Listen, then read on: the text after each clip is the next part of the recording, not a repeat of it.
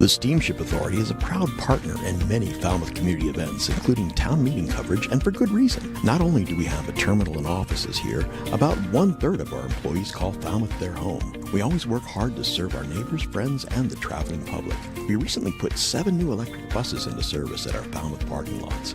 We're adding new vessels to our fleet, continuing work on our energy-efficient Woods Hole terminal buildings, and adding solar panels at our largest parking lot. At the Steamship Authority, we're serving the islands and you.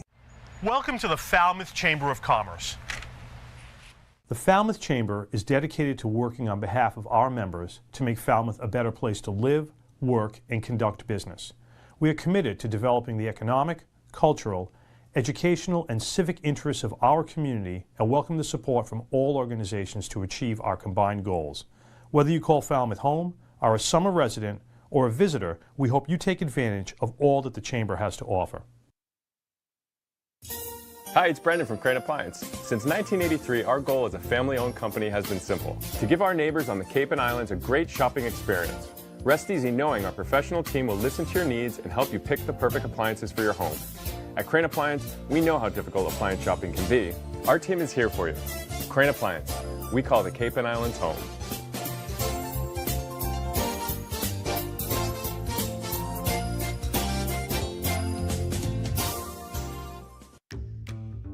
Carlson Printing, 508-548-7303.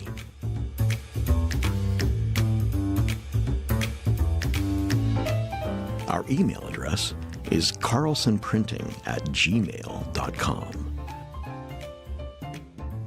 Carlson Printing, for all your printing needs. John's Liquor Store, 729 Main Street, Falmouth, 508-548-2287.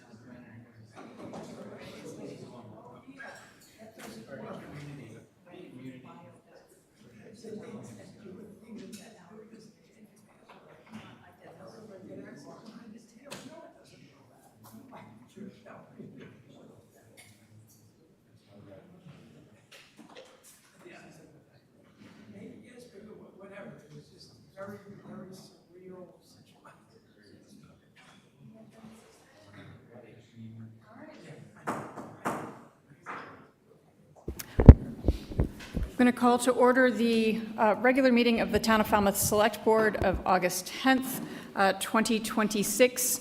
If everyone could please silence their cell phones, and please notify the chair if you are making an audio or video recording of this open session meeting. Lynn, I see you. The placement and operation of the recording equipment should not interfere with the conduct of the meeting. If you would all please join me in the Pledge of Allegiance. I pledge allegiance to the flag of the United States of America and to the republic for which it stands, one nation, under God, indivisible, with liberty and justice for all. We are going to start this evening with a special recognition, and I'm not sure which of you or all of you are coming up here to recognize the large team involved in the Peterson Farm Fence project. So come on up.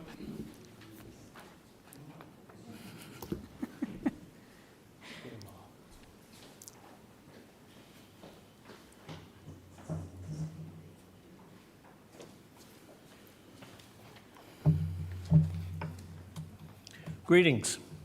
I'm Leonard Johnson. I'm before you tonight representing the 300 Committee Land Trust.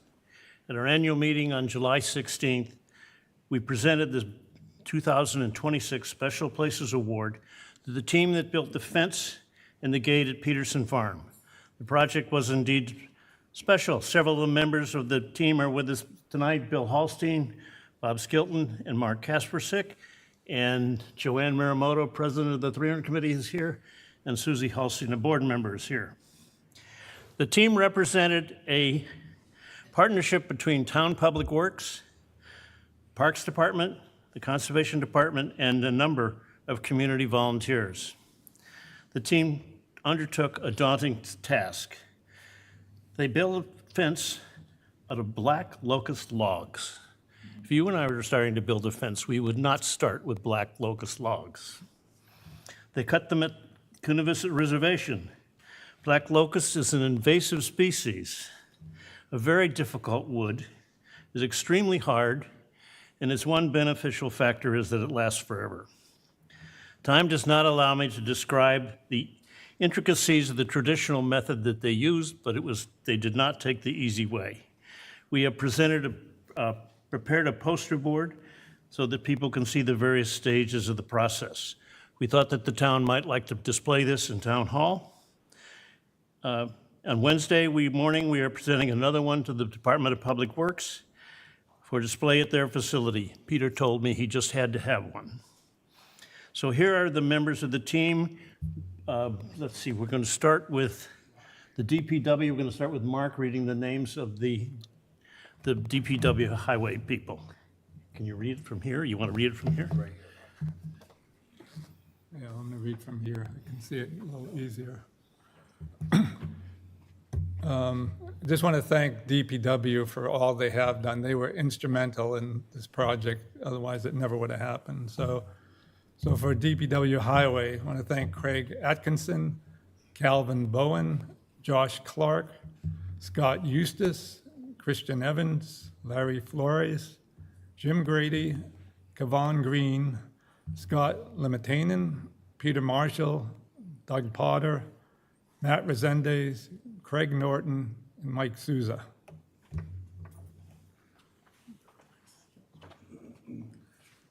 And from the Parks Division, Leon Murchison, who did a lot of heavy lifting because he's big and strong, Brett Nangle, Jeremiah Pearson, Martin Potter, who milled the lumber for the gate, Dan Preston, Sean Speroni, and Mike Tassinari.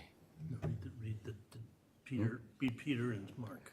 Oh, and DPW Director Peter McConerty and Conservation Department Mark Kasperzik. Can we get the next slide? How do we do that?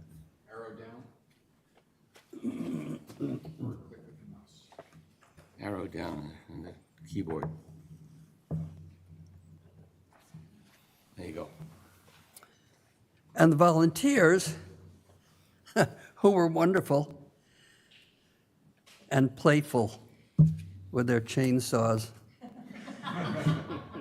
Willie Burgess, Bob Butcher, Tor Clark, Dennis DeTuilo, Tom Duncan, Barry Good, me, Andy Jackson, Joe Kasperzik is related to Mark, and he would leave Rowley at some before daylight hour to come down and join us in the middle of the winter.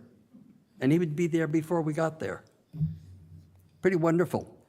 Mark Kurtz, Jeff Oppenheim, Bob Pininsky, Milton Skilton, Barb Walsh, and Dan Walsh. A wonderful gang of people. Real pleasure to work with everyone. So we urge you all to go down to Peterson Farm for yourself and look at this marvel. Also, be sure to check out the new stone benches. They are outstanding. I think that you will agree, well, at least I hope you will agree, that this is another example of the remarkably talented and creative people we are fortunate to have in this town. Thank you very much.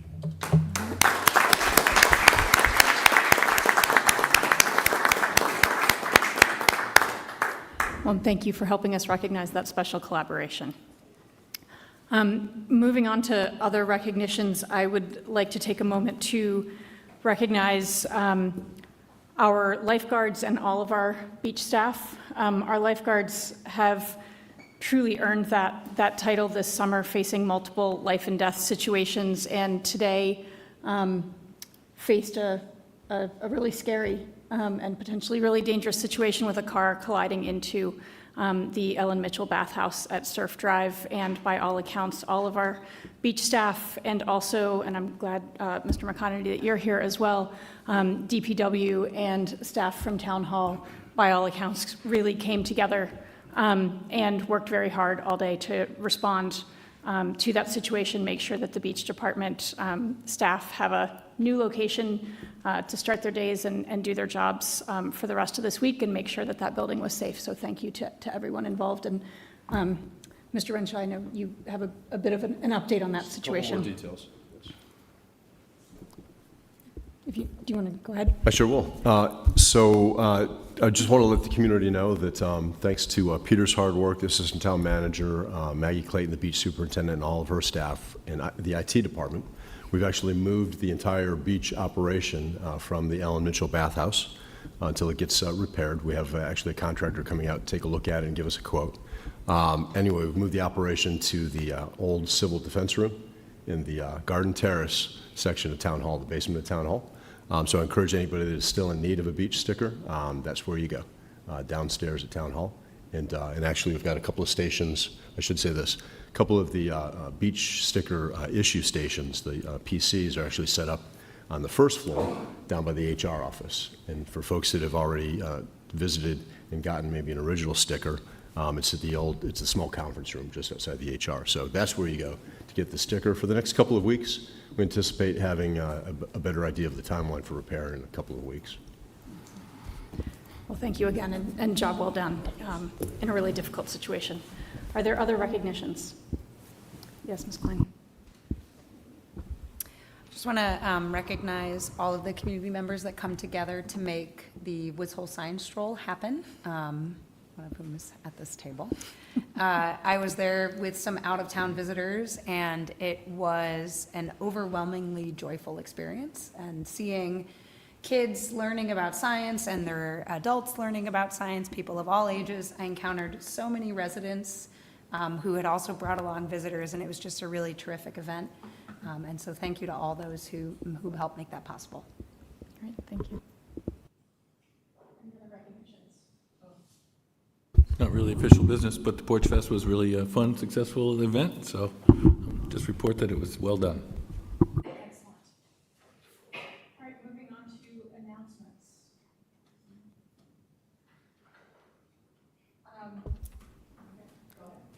Just a quick plug that the 35th Annual Falmouth Walk is this Saturday at 10 a.m. That's an important community event, brings people together and raises money for organizations that are doing great work here in Falmouth. So I'll be there, and I hope to see some others there as well.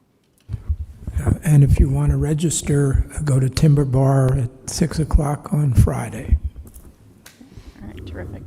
And hopefully nobody needs a reminder that this weekend is road race weekend. Before we get to that, you may also have seen this in the paper, but did want to share that the county commissioners on Wednesday will be discussing water supply issues kind of Cape-wide, and have invited Falmouth to be represented, and our water superintendent and Mr. Brown will both be attending that meeting. So, any other announcements? Okay, If not, Mr. Renshaw, over to you for your report. Thank you, Madam Chair. Two quick updates this evening. First off, we're receiving a lot of phone calls from very frustrated motorists trying to get around town in the summer months. And this is, as you all know, related to the Great Pond Phase 1 sewer construction project. Literally is impacting 3 major arterial roadways. It's an important project, obviously. The frustration is that, couldn't we have waited to get us through most of the summer? The contractors are on a really tight timeline in order to get the project complete. In the future, we'll talk about maybe ways that we can better manage and phase out some of the work. But the important part I wanted to give out tonight to folks in the community, on the town's homepage, the wastewater department division, I should say, puts out 3-week windows of construction updates, including detours and routes that are going to be closed. So I would encourage people to go to the town website. The next 3 weeks, starting this week, August 10th, is actually posted on the website for people to see what's going on. And also, if you want to stay up to the minute with updates, I would encourage people to go to the town webpage, very, very bottom. There's a Falmouth Alerts sign up. You click on that link and you actually go to the Notify Me section, which is about the middle of that page, and sign up and register. I've done it, and you can literally sign up, subscribe to updates from all the boards and committees throughout town, but specifically with this project, you can sign up for email or text updates with regards to road closures. So I encourage people to do that. And the last update I have, following our July 13th Select Board meeting, during which we conducted the 2 public hearings for the Raw Bar and the Boathouse, and some violations that were found at both of those establishments. On Friday of last week, August 7th, we issued the notices of findings. So the establishments are now aware of the corrective measures that have to be taken. And that is all I have. Excellent, thank you. Any questions? All right, we will move to public comment. Thank you all for coming. Public comment may be made on routine matters not on the agenda this evening. Comments are limited to 2 minutes. Please introduce yourself, and since the matter has not been included on the agenda, the Select Board may not participate in discussion of the topic. Do we have anyone for public comment this evening? Yes, please, come on up. And you... Good evening. I'm Ruth Gaynor. I live at 34 High Street. Do we need to turn that, just one moment, do we need to turn that on? Thank you. Thank you. I'm Ruth Gaynor. Good evening, and thank you for your time. I'm part of a group of Falmouth residents who have followed housing issues since becoming aware of affordable housing needs more than 6 years ago. We have attended countless meetings and read widely in our efforts to learn procedures governing housing plans. Prior to last week's vote, Chair Goldstone counseled that best use of town funds should be the deciding factor. But the deciding vote was based on the bird in the hand proverb. That metaphor connotes the easiest solution, not the best. It seemed as though the sense of urgency we have been looking for a long time was suddenly applied to a proposal that hadn't gone through the steps required of other proposals. We must question whether the rapid approval of funds for another age-restricted structure is either the best, the easiest, or the most risk-free solution for Falmouth. Demolishing the historic structure at 545 Main Street is sure to cause many delays, even if that bylaw is revised. Also, additional monies needed for the new proposal are not guaranteed. And we received word today that funds withdrawn from Mr. Galasso's proposal will likely be put back, which would lessen the amount that he would need from the town for a workforce housing project. Falmouth taxpayers are owed more transparency for what has happened. We welcome the senior housing that has gone up, but the plight of workers leaving the Cape or living in cars in parking lots or in tents in the woods, and the welfare of those who need their services shouldn't be ignored. Ms. Gaines, I'm sorry, I'm going to have to ask you to wrap up. We urge the Select Board to support workforce housing more forcefully. Thank you. Thank you. Is there anyone else for public comment? If not, we will move on to the consent agenda. Under licenses, number 1, consider an application by Cravings Pizza and Ice Cream LLC, DBA Simply Divine Pizza Company at 261A Main Street for a change of hours. Number 2, consider a vote to approve the application by Cravings Pizza and Ice Cream LLC, DBA Simply Divine Pizza Company at 261A Main Street for a change of DBA to Little Rossa Pizzeria and Espresso Bar. Number 3, consider a vote to approve the application by the Old Casino LLC, DBA The Old Casino, 286 Grand Avenue, Suite 9, for a change of hours to its all-alcoholic beverages restaurant license. I have a question on that. So we'll hold number 3. Under administrative orders, number 1, consider a vote to authorize the Marine and Environmental Services Department to apply for an FY27 Seaport Economic Council dredging and regional equipment grant for construction dredging at the Eel River Inlet. Hold, please.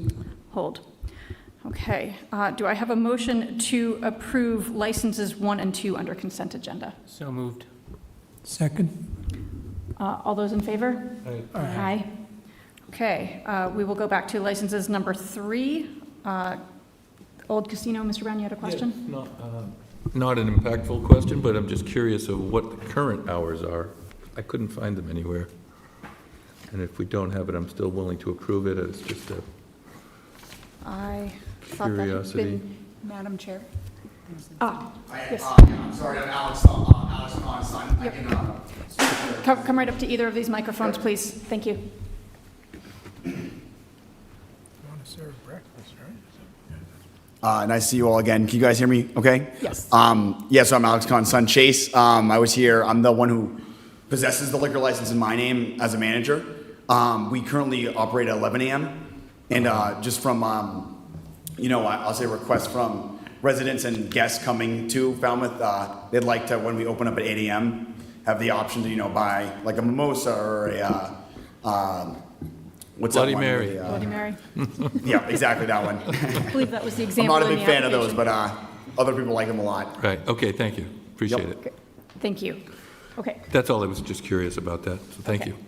So then, do we have a motion to approve the application by the Old Casino? So moved. Second. Okay. Any further discussion? No. All those in favor? Aye. Aye. Excellent. Good. Thank you so much. Good luck.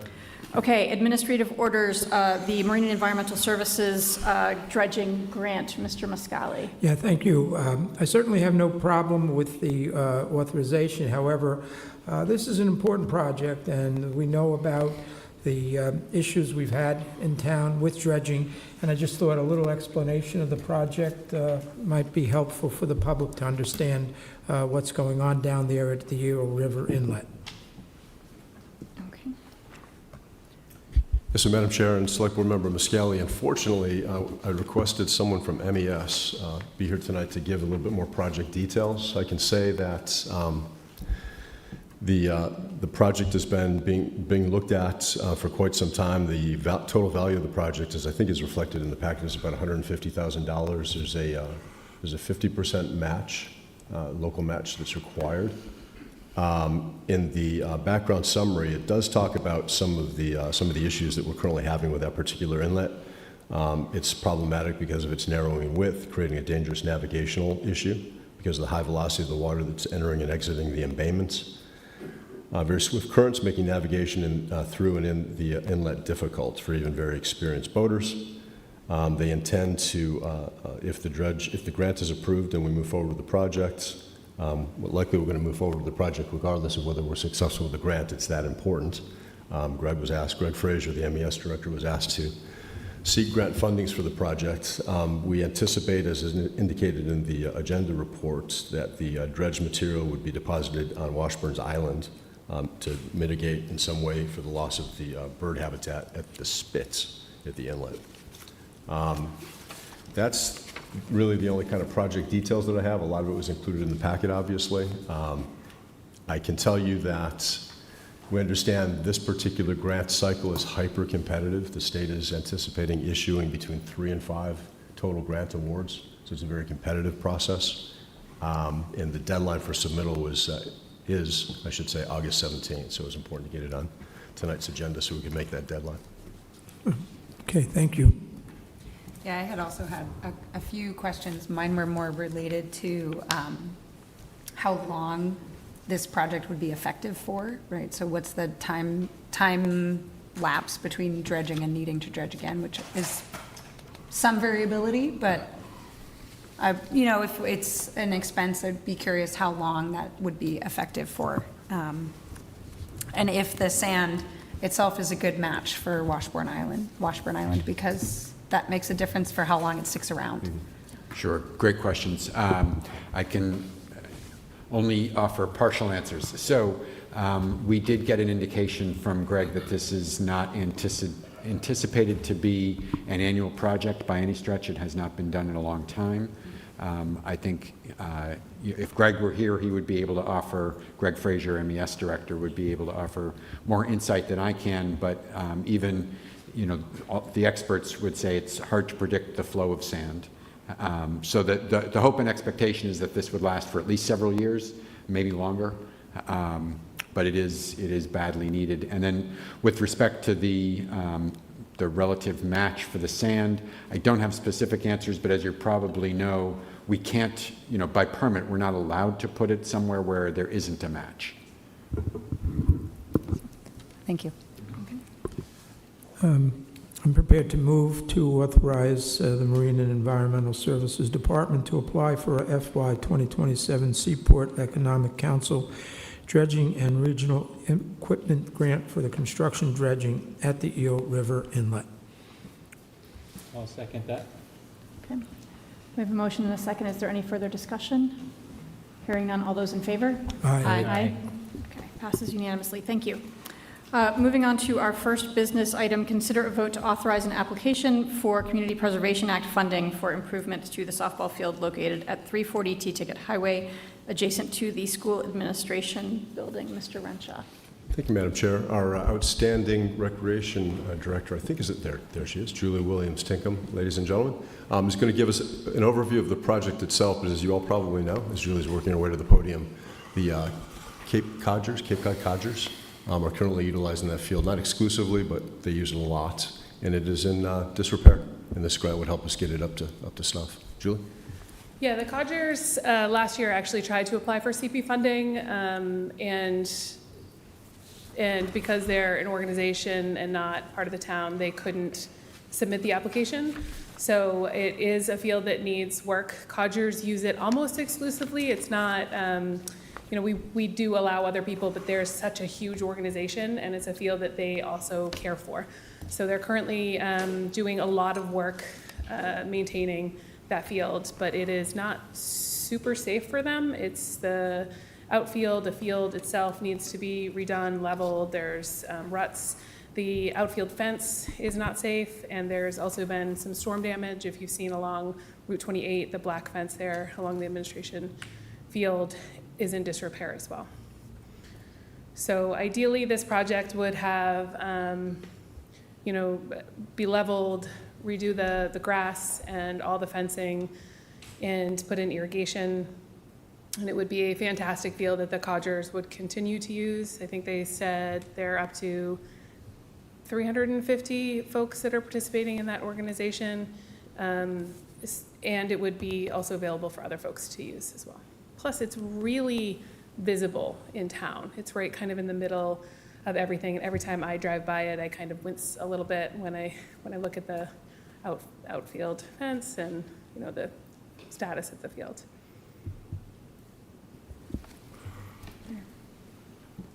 Questions from the board on this item? No. No. I will say given the water challenges that we're facing, I have some qualms about the irrigation, but also my experience of the CPC process is that they're fairly open to modifications of projects as necessary as the process moves along, and we are under a time crunch for this round of CP funding to move this application along if we're going to do that. So. You know, I mean, personally, I think these repairs are long needed and necessary. The Codgers are a wonderful organization, bring a lot of people into town. That helps our economy as well. So I certainly am in favor of the application. Ms. Klein? I'm just curious because this is a location that we has come up on this board and in other conversations with various people in town as a building that we may be using differently in the future. And so I'm curious why we've chosen this field. I guess the Codgers use 4 different fields in town. And I'm very hesitant to spend a significant amount of money improving the field when in a few years we may decide to use that property for something very different. And I wonder if we had considered trying to significantly improve a different field or if there is another way that we could approach it, because I would hate to put out, I'm very supportive of recreation, as you know, Ms. Dickman-Williams, but I don't want to spend now and 3 or 4 years down the line, we are doing something really different there, and that field is not an appropriate thing to have at that location anymore. So had you considered any of the other fields when preparing this? Well, as from my perspective, we, myself as well as Jeremiah Pearson, we look at the status of all of the fields and kind of where the needs are. And this field has been on the capital plan for some time. I can't speak to the building usage, but I can just when we look at all of the fields in town, this is one that is in dire need of improvement. Madam Chair, I can just comment on that, and just to say that great question, and obviously looking at long term and how things might change in the future with respect to uses. Obviously, I can't argue with that. The one thing that I would just point out is, as you may or may not be aware, there is a Article 97 protection on the softball field as a park use. So. Not that it's impossible to change the restriction, but if the idea were to change the use of that property and to use the softball field for something other than recreation, there would be a extensive Article 97 process to remove that restriction and find alternate land where we could put a park. Mr. Johnson-Stott, can you clarify that we have it documented that this is Article 97? Because I looked at the GIS data over the weekend, and I could see in the GIS data that it said Article 97 : unknown. It did have recreation on there, but is it actual Article 97 and in-town votes and otherwise totally protected? It's likely protected by Article 97, as we've talked about before. So we don't have 100% confidence in likely? That's not what I was saying. In Okay. fact, I'll just continue with what I was about to say. As we've talked about before, the Article 97 application is a fact-intensive inquiry, and there are a lot of factors that you have to look at. I cannot say that this particular property ticks every single box, but it ticks a lot of them. And one of the most important things that one would look at to see if Article 97 applies is whether CPC funding has been used to rehabilitate or update the land in the past for recreation purposes. And that is absolutely the case here. If, depending on what the project was, I don't know how far down into the analysis you want to get, but I can't say with 100% certainty that any of our properties are Article 97 protected. What I can say that it's very likely that the land here cannot be used for a different purpose without going through the process. And if I could just clarify, when town council refers to using CP funds, she's not talking about this application. Right. She's talking about prior expenditures of CP funds. Thank you. I was at this just going to location. ask that question. Thank you. Yeah, thank you for the clarification. It was my understanding that CPC funds totaling $785,000 were used for the historic preservation of the building, not recreational, but I could be wrong on that one. I would like to second Ms. Klein's concern about this as well. This doesn't play, it has been on the capital plan, but we don't have a strategic plan against which we're managing against. This is $500,000. I'm sure we could use $500,000 somewhere else. I just don't want us to put in a tremendous amount of work on something that has good benefit for the town, but not maximum benefit. So I have major concerns, and I'm not in favor. Can I ask a question about the timeline for the work, and also with this kind of rehabilitation, how long you would expect that to last? I know we have, and I requested earlier today, and have a document with a long list of CPC-funded projects that are from prior years still in the works, so I know we've got a bit of a backlog, and I'm just curious if you have a sense of what the timeline for getting the work done would be. I do, and I wrote it in the application, that the draft that I have for CP funding. I don't off the top of my head. I believe that was like a 27, 28 timeline. I guess my question is just whether that's realistic given the backlog that we have, and then how long would you expect the renovations to last? That I don't feel qualified to answer how long the renovations would last for. It's going to depend on a few different factors, and I think that our Parks Department would have a better idea. Okay. So I just, if I could, I would just comment that, we've had a study, the Gale report, I think it was several years ago, identifying our shortcomings with regard to playing fields. And given the fact that this is an established field, this amount of money to get this field back in good playing condition, I think is a good value compared to spending a couple million on trying to build another new field somewhere else.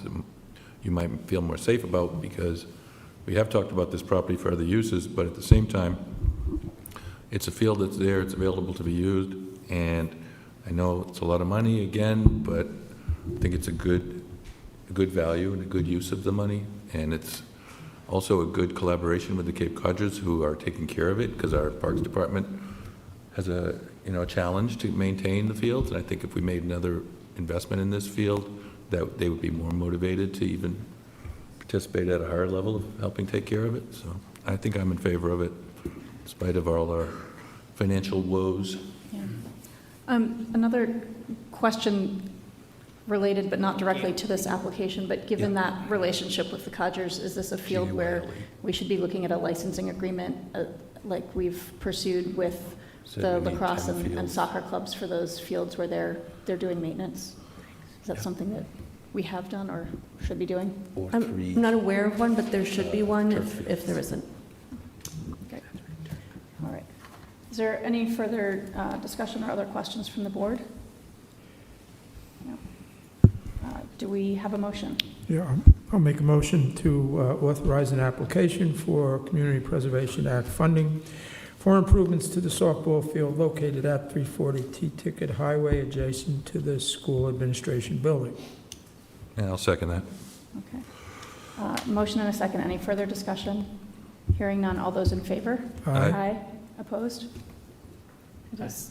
Motion carries 3-2. Thank you.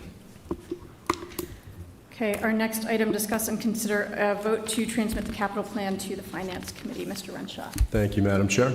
As you recall, I did a presentation at the July 27th meeting. It was an overview summary of the FY27 capital plan as well as the 10-year CIP. Our relatively new, John has been here, I think this is week 4, going on week 4. John Arnett, our finance director, is going to be providing more detail looking At capital projects in the 10-year plan, $1 million and over was the threshold we use. We're trying to illustrate for the board and the community the tax implications associated with each of these projects, kind of drilling in a little more detail than we did at the last meeting. And John is going to answer any questions you may have in the presentation. I'd John? just like to say thanks for staying on. Yeah. It's been a very interesting few weeks, we'll say that. Knowledge by fire hose, for sure. All right, we'll jump right on into here.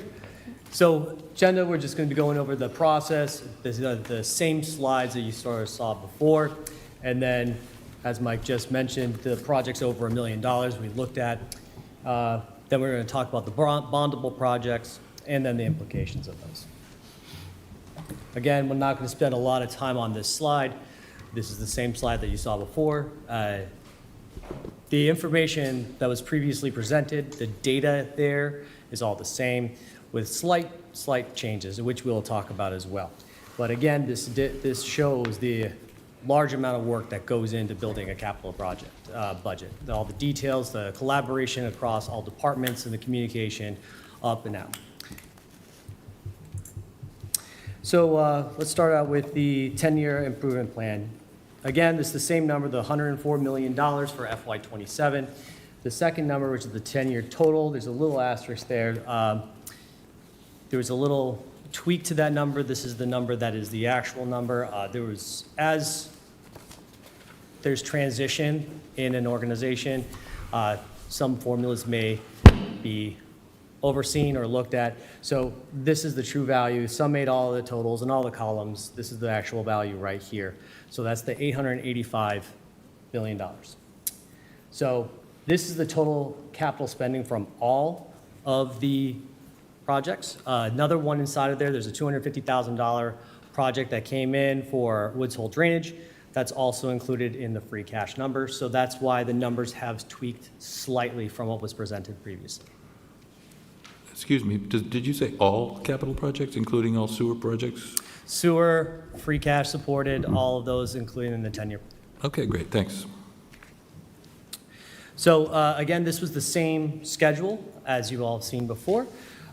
The numbers are, again, summing and pulling back to those capital detail lines across the board, and there you go. So the 885 number on the bottom is the total plan.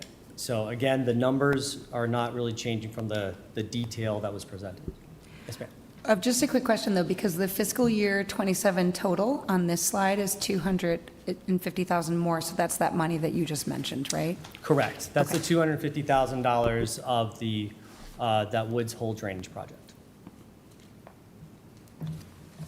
There were a couple of tweaks to that in the submission of the packet. That's a learning curve as you come into a new organization. I bear that from what's inside of the capital plan to what is being presented now. These small administrative types of things. So I appreciate that. Great question. So as I came into here, I was looking at where the monies were to be deployed. And this is an overarching graph of that 10-year plan.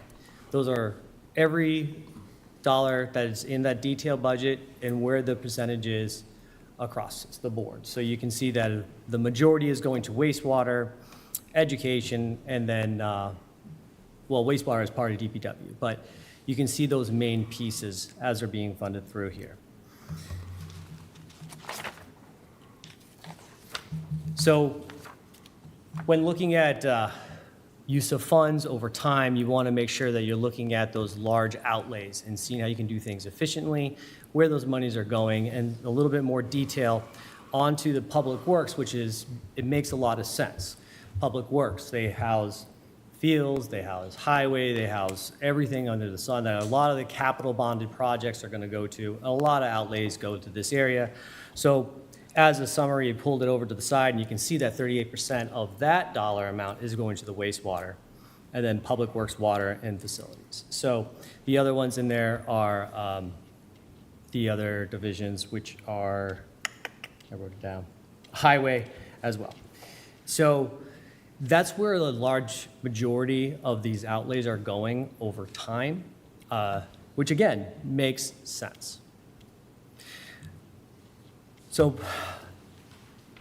where I'm going to spend a little bit, I know I'm going really fast right now. We're going to spend a little bit of time as we're talking about these projects and what it looks like to the taxpayer, what it looks like as you issue these. So when we do a capital outlay plan, we're also looking at these free cash, these other pieces that are funding sources such as free cash, grants, other available funds. This slide is very similar to the previous slide that you had, but I also want to emphasize that as we're looking at these next slides, we're looking at the total capital project cost. So if you see a project coming up, we'll use the building renovations for the schools. That's $150 million in the detail plan. That doesn't take into account MSBA funding. It doesn't take into account anything else. It's assuming that that full bearing of that cost is taken in on that first year and then depreciated, and then the debt schedule comes down over time. Reality is a little different than what's going to be happening here. We do different outlays. You don't bond all the project costs up front. The reimbursable amounts, the library, for example, is a totally different project cost than what is actually the taxpayer is going to be paying when it hits the bill. So that's what I want to say before we get into this. So you will see some spikes going up and high growth rates, but those are not indicative to what actually happens in reality. But at the same time, it's important to understand when these capital outlays take place, so the way we budget and we can plan ahead of time. So again, these are right now in FY27, we're looking at these funding sources. Again, same slide as before, the funding $250 from free cash for the drainage of Woods Hole. And then the borrowing, again, as mentioned before, I wanted to make mention that because it's approved doesn't necessarily mean it's going to be issued all in one lump sum. It could be spread out over time. So chronologically speaking, this is what we're looking at right now over the 10-year plan. These are when they're going to come up to be for approval. So this is when the actual year for approval. After you get approval, you issue the debt, and then the bill comes due, much like you would do any other type of a debt. And personally, you get the money up front, and then they start collecting at a later period. So what ends up happening is you would issue a debt in one fiscal year, but the next fiscal year is when you would actually incur the payment. So as you see down here, you can see when these projects you would authorize. And before I move on, you'll see that there's a down in 2035 and then 2036. You'll see 2033, I'm sorry, and 2035. There's a gap of that 1 year. So as we move forward in the future graphs, you'll see a blip. That little blip is that piece. There's nothing docketed here. And back to the cost, that $1 million cost we talked about, bondable projects. We're supposed to look at projects over $1 million and weigh free cash or bonding. What's the best use, right? So you would want to bond design in part of a construction. It's depreciable. You can do with free cash too, but again, looking back at the history of what Falmouth does, these would be the projects that would be coming up. So again, these are the ones that are non-wastewater projects, all the way down through. And again, you see that it stops before 2034. Yes, ma'am. Sorry. I have a question which town management might be better positioned to answer, but one thing that has not been clear to me, and as a town meeting member was not always clear to me, what's the priority? How are we choosing the order that things go on this list? Because I'm thinking about, for example, I was touring the rec center as the rec committee liaison, and that rec center's roof replacement is out in fiscal year 35, I think, and it's actively leaking and damaging the floor that we recently paid to put in. And so I'm just really curious about how are we choosing the order of these things, because some of it doesn't make logical sense to me. So the process begins with meetings with the department heads each year. Peter, myself, the finance director meet with the department heads, and we go over each of their project requests. If it's a new item, they have to justify the reason for that. If there's an item that we feel we can defer, using the recreation center roof, I'm aware that we replaced the wood flooring, and I don't think our recreation director is still here, but we just recently replaced the wood flooring. It was my understanding we had the roof repaired so that it wasn't leaking. I wasn't aware that there's current leaks in the roof, to be honest with you. But the process is a kind of an evaluation and analysis between town manager, assistant town manager, and the department heads, looking at funding availability, again, looking to limit the use of free cash, and trying to find out, trying to assign a priority. The departments in the project detail sheet, which you should have a copy of that in your packets, are required, I should say, to list a priority number, and that gives us going into those department level meetings kind of a sense for what the departments think the priority is for each of the projects. This particular year, we were pretty tight with how we required them to list one and only one number one priority project. In past years, I think there was like one A's, one B's. So we were a little bit tighter with that criteria as far as the number one project. But that's, in essence, it's based on a series of discussions between the department heads, what they assess their needs to be, how critical the need happens to be, and whether or not it has to be accomplished in that plan year, or it could be deferred to future years if there's not any additional costs associated with that deferral. And I'm surprised to hear that the roof's leaking too, because that roof contract was not that long ago. It was maybe a year or two before this building was built, so that roof should be good for many more years. Are you sure that it's leaking now? I'm very sure. Oh, okay, well, that's good to know. I don't know what the date of I don't believe there was a full roof replacement. There may be different sections. There may have been a section of roof that was replaced. I know there were roof repairs within the last 5 to 10 years. And the only other thing that I would add is that, as you're aware, we just had a comprehensive building study performed, and the intent is to use that building study to prioritize our spending in terms of building repairs. Now, sometimes leaks develop after the comprehensive study is done, and those plans need to be adjusted. But to answer your basic question, how do we prioritize building repairs? The answer is through the comprehensive building study. Have we ever considered, have we considered, I've been using I have a little more time right now than I do during the school year. So I've been trying to learn as much as I can using the resources from MMA and watching old webinars, particularly with respect to capital planning. And I was particularly struck by one community, Great Barrington, which they had MMA did a webinar, and they featured the way that they're doing their capital planning. And they actually have a numerical score that is assigned to projects, and things like longevity, the longer it lasts, the better it scores. If it's going to decrease expenses for the town, that gets a good score, right? And that, because then you can actually compare projects across departments in a way that's maybe less squishy sounding to me than, and so I don't know if we'd ever considered something like that. So we have, and actually the comprehensive building inventory, condition inventory study that Peter referred to that we did a couple of years ago, the capital planning tool of that is just now fully come online. Greg Endicott, our facilities manager, has been working with Brightly, the consultant, to fine tune that. But that, in essence, will do just that. It will assign scores to each of the buildings. In each of the systems of the buildings, the roofing, the HVAC. So we do have that now. We didn't have that 2 years ago, but we do now. And I think we're going to begin, as we progress in the 10-year plan, to utilize that more and more, that Brightly study, because it's continuously being updated. Great, thank you. If I could just ask a question, just clarification. We're carrying 153 million plus for the schools. That's the Lawrence School renovation that we're talking about?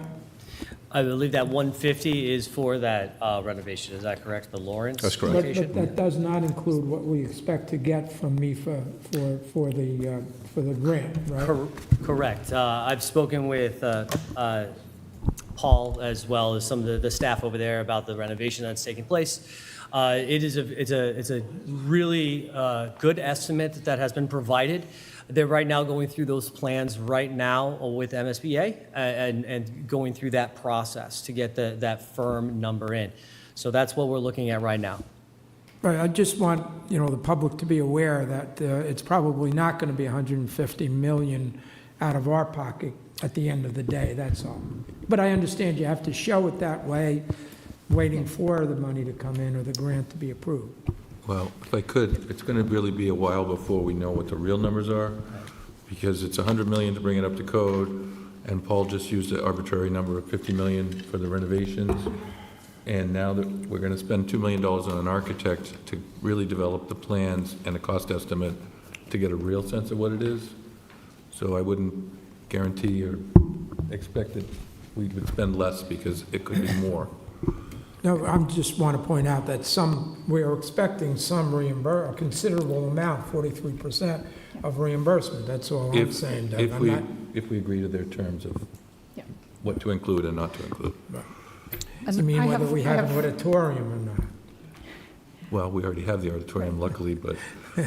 All right. Well, that's all to come in the school building process. I also have questions with the reimbursable projects about the tax ramifications, but maybe we can do that when we get to some of the charts of the tax ramifications a little bit later. Sure.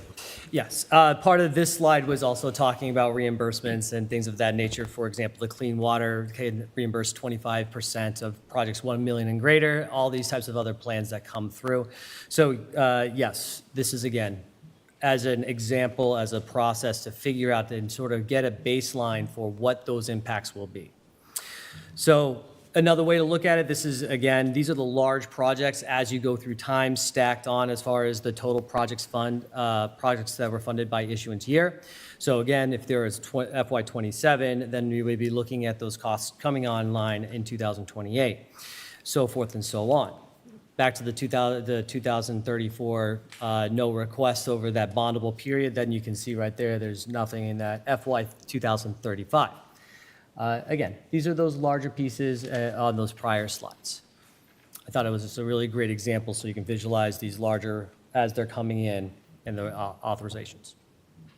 Can I ask a question about this while we're looking at it? Sure. Because the thing that really stands out here. Sorry, the thing that really stands out here, and it shows up again when we start looking at the tax ramifications and total debt service, is this FY29. So first of all, what we're seeing in FY28 are this is the issuance year, and then it will show up again in terms of tax ramifications in that fiscal year, but those are projects that are in the FY27 request. So there's You'll have that 1 year delay. So what will typically ends up happening is we'll go out to market for a dollar amount, and the market comes back and says you can have X millions of dollars. Your first payment is due in 6 months from now, which typically falls into the next fiscal year. So that's when we start building, and back to Councilman Collins mentioned about budget impact in future years as you're doing these capital planning. That's how it hits the projects as you're making these decisions. It's the next fiscal year. So these get taken into account as we're estimating debt service and if it's authorized and things of that nature. May I ask a question? Well, I had one other question, sorry, which is the two projects that are really driving that spike, right? Is Lawrence School building renovation and the outfall pipe. Correct. Do we have any control over the timing of either of those projects? So, yeah, I can speak to that. So on the outfall project, that will hopefully be accepted by the Clean Water Trust, the state revolving fund, which means we get potentially zero interest loans. Worst case, if we're accepted, 2% interest loans. And as you may suspect, no, we do not control when we issue that debt through the fund, but small price to pay when you're getting that interest subsidy. But then with the school, we would control the borrowing. So the school funding is different. They give us, I believe the way the program now works is they go through the exhaustive process of what is eligible to be reimbursed, and that is received as a flat dollar amount. They do not dictate how the town borrows the money.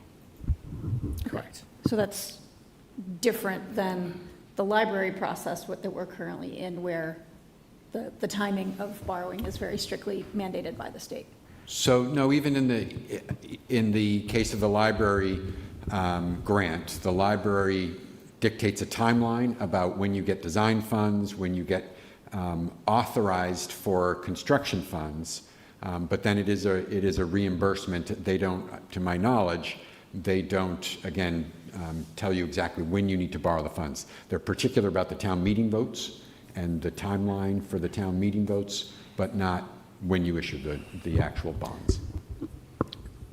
Okay, thank you. Mr. Muscali? Yeah, kind of along the same line of your question, Chair, but, I mean, is there any way that the overall cumulative impact for those 3 or 4 years, 2029 to 2032, when it starts lessening, where that tax impact to the homeowner can be kind of modulated so that it's not all 600, in the first year? So thank you if you're going to.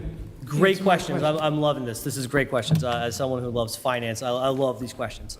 So absolutely. So a little bit more clarification on the MSBA funding process too. They have a very strict guideline as far as what you have to produce, when you produce it, so forth and so on. And as long as you meet those standards, you can get up a baseline, assuming that it's meeting their base standards. It's 31% reimbursable costs. It can grow up to 68% reimbursable costs going all out. But again, that's the design of the community and the requirements that you're checking those boxes. But again, you may not check any of the boxes and not get 31%. So it would not behoove the process to say adjust that down by 30%, saying, well, we'll probably meet the baseline when we really don't know. But at the same time, to your point, something of this nature, when you're in this part of the process, it can be adjusted in the years a little bit. And then to the other point, when you do an outlay for major constructions like public safety, school renovations of these natures, you don't issue all at once. Back to what we were saying before, where you would issue as you need those construction costs to get through those next phases. So you may do a 10, 15, $20 million borrowing in one year and then do another one the following year as it comes out. It gives that smoothing effect to the taxpayer. And there are actual legal ramifications to holding cash. You're not supposed to be making money off of bonds. So you're not supposed to even do that, even outlay full on. So absolutely, it will be smoother than what you're seeing here. When rubber hits the road, we outlay as cash is needed.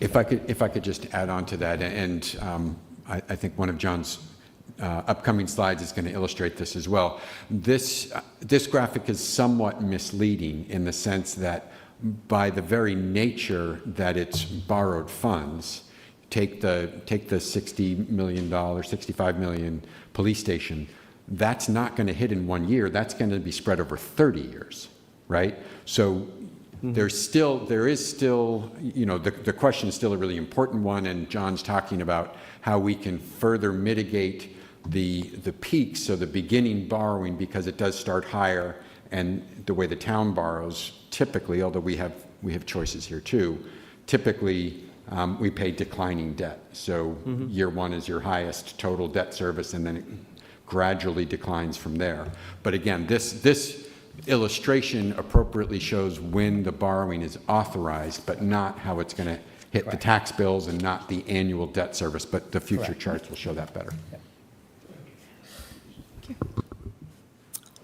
So this slide you've seen before in the past. Again, this is what's currently on the books as far as the debt service. And there's this $15 million target there that's saying, this is our target area of $15 million that we would like to see pay out on debt service over time.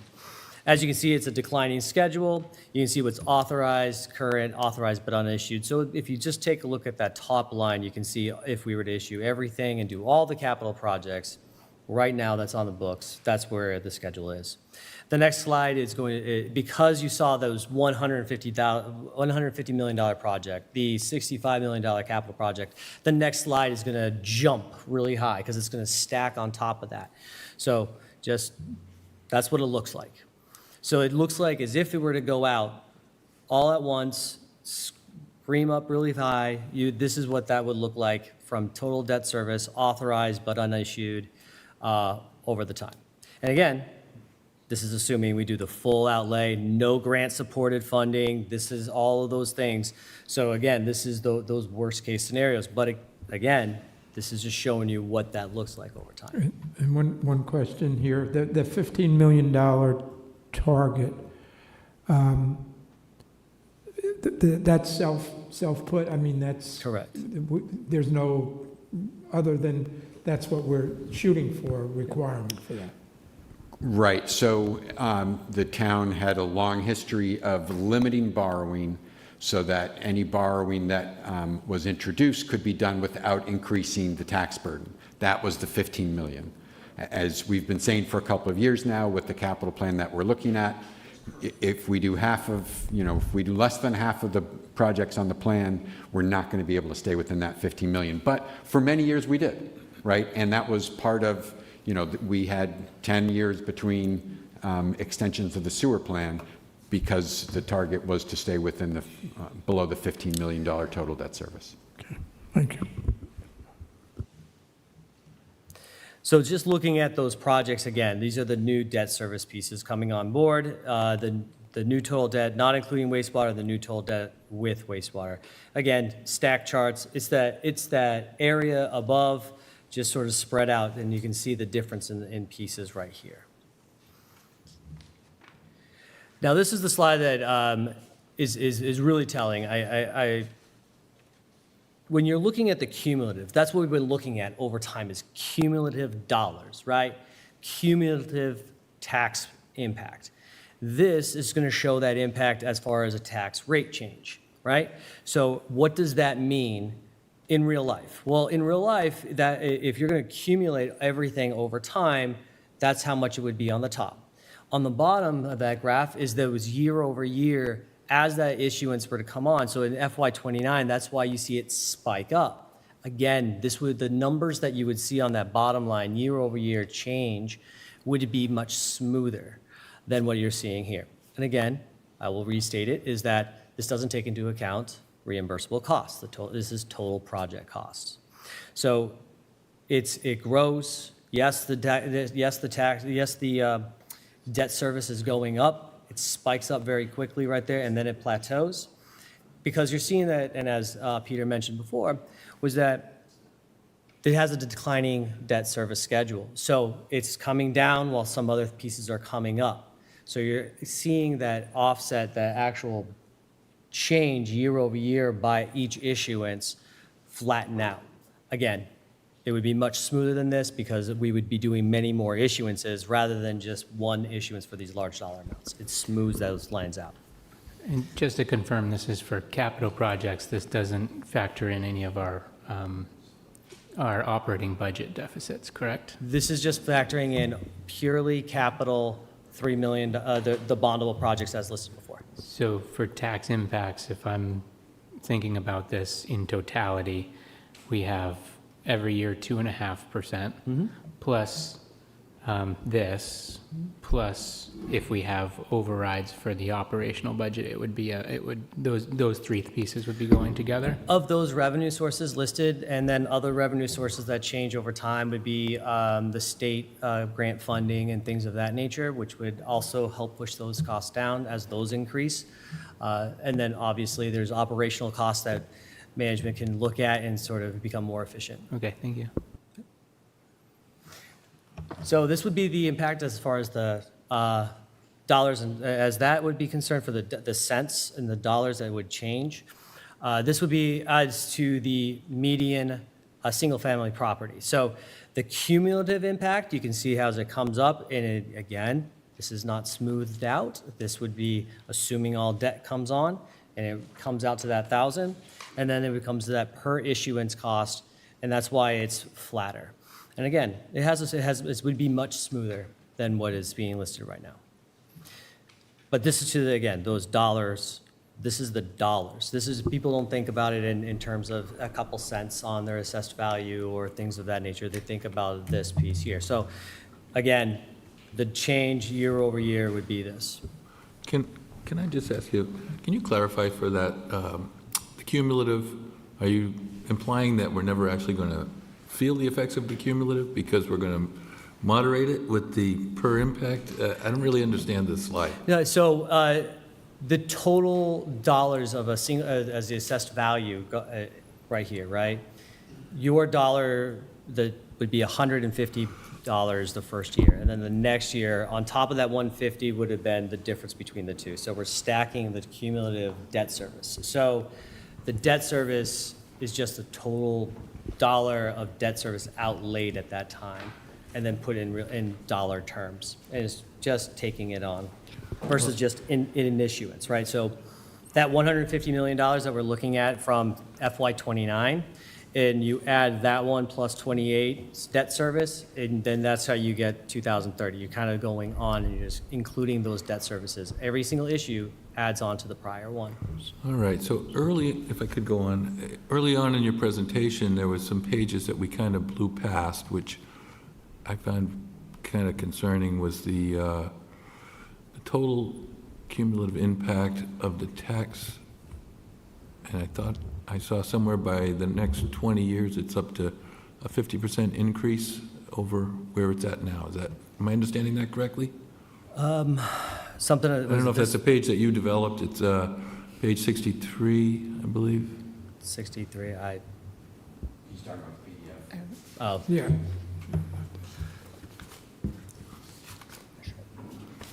I can look into that. If as far as the changed by year one currently, assuming everything in by the end, what the change in Yeah, it shows in the red the deficit for 28 is $5,658,000. Oh, you're looking at the future projections? Correct. That page? Yeah. So the future projections, that is just, it's taking into account, and again, I didn't build a lot of the projections. I understand. So I really can't speak to exactly how those were built. I Okay. know that I personally love building projections out using confidence intervals and lower bounds to those confidence intervals. So you get a good conservative future look.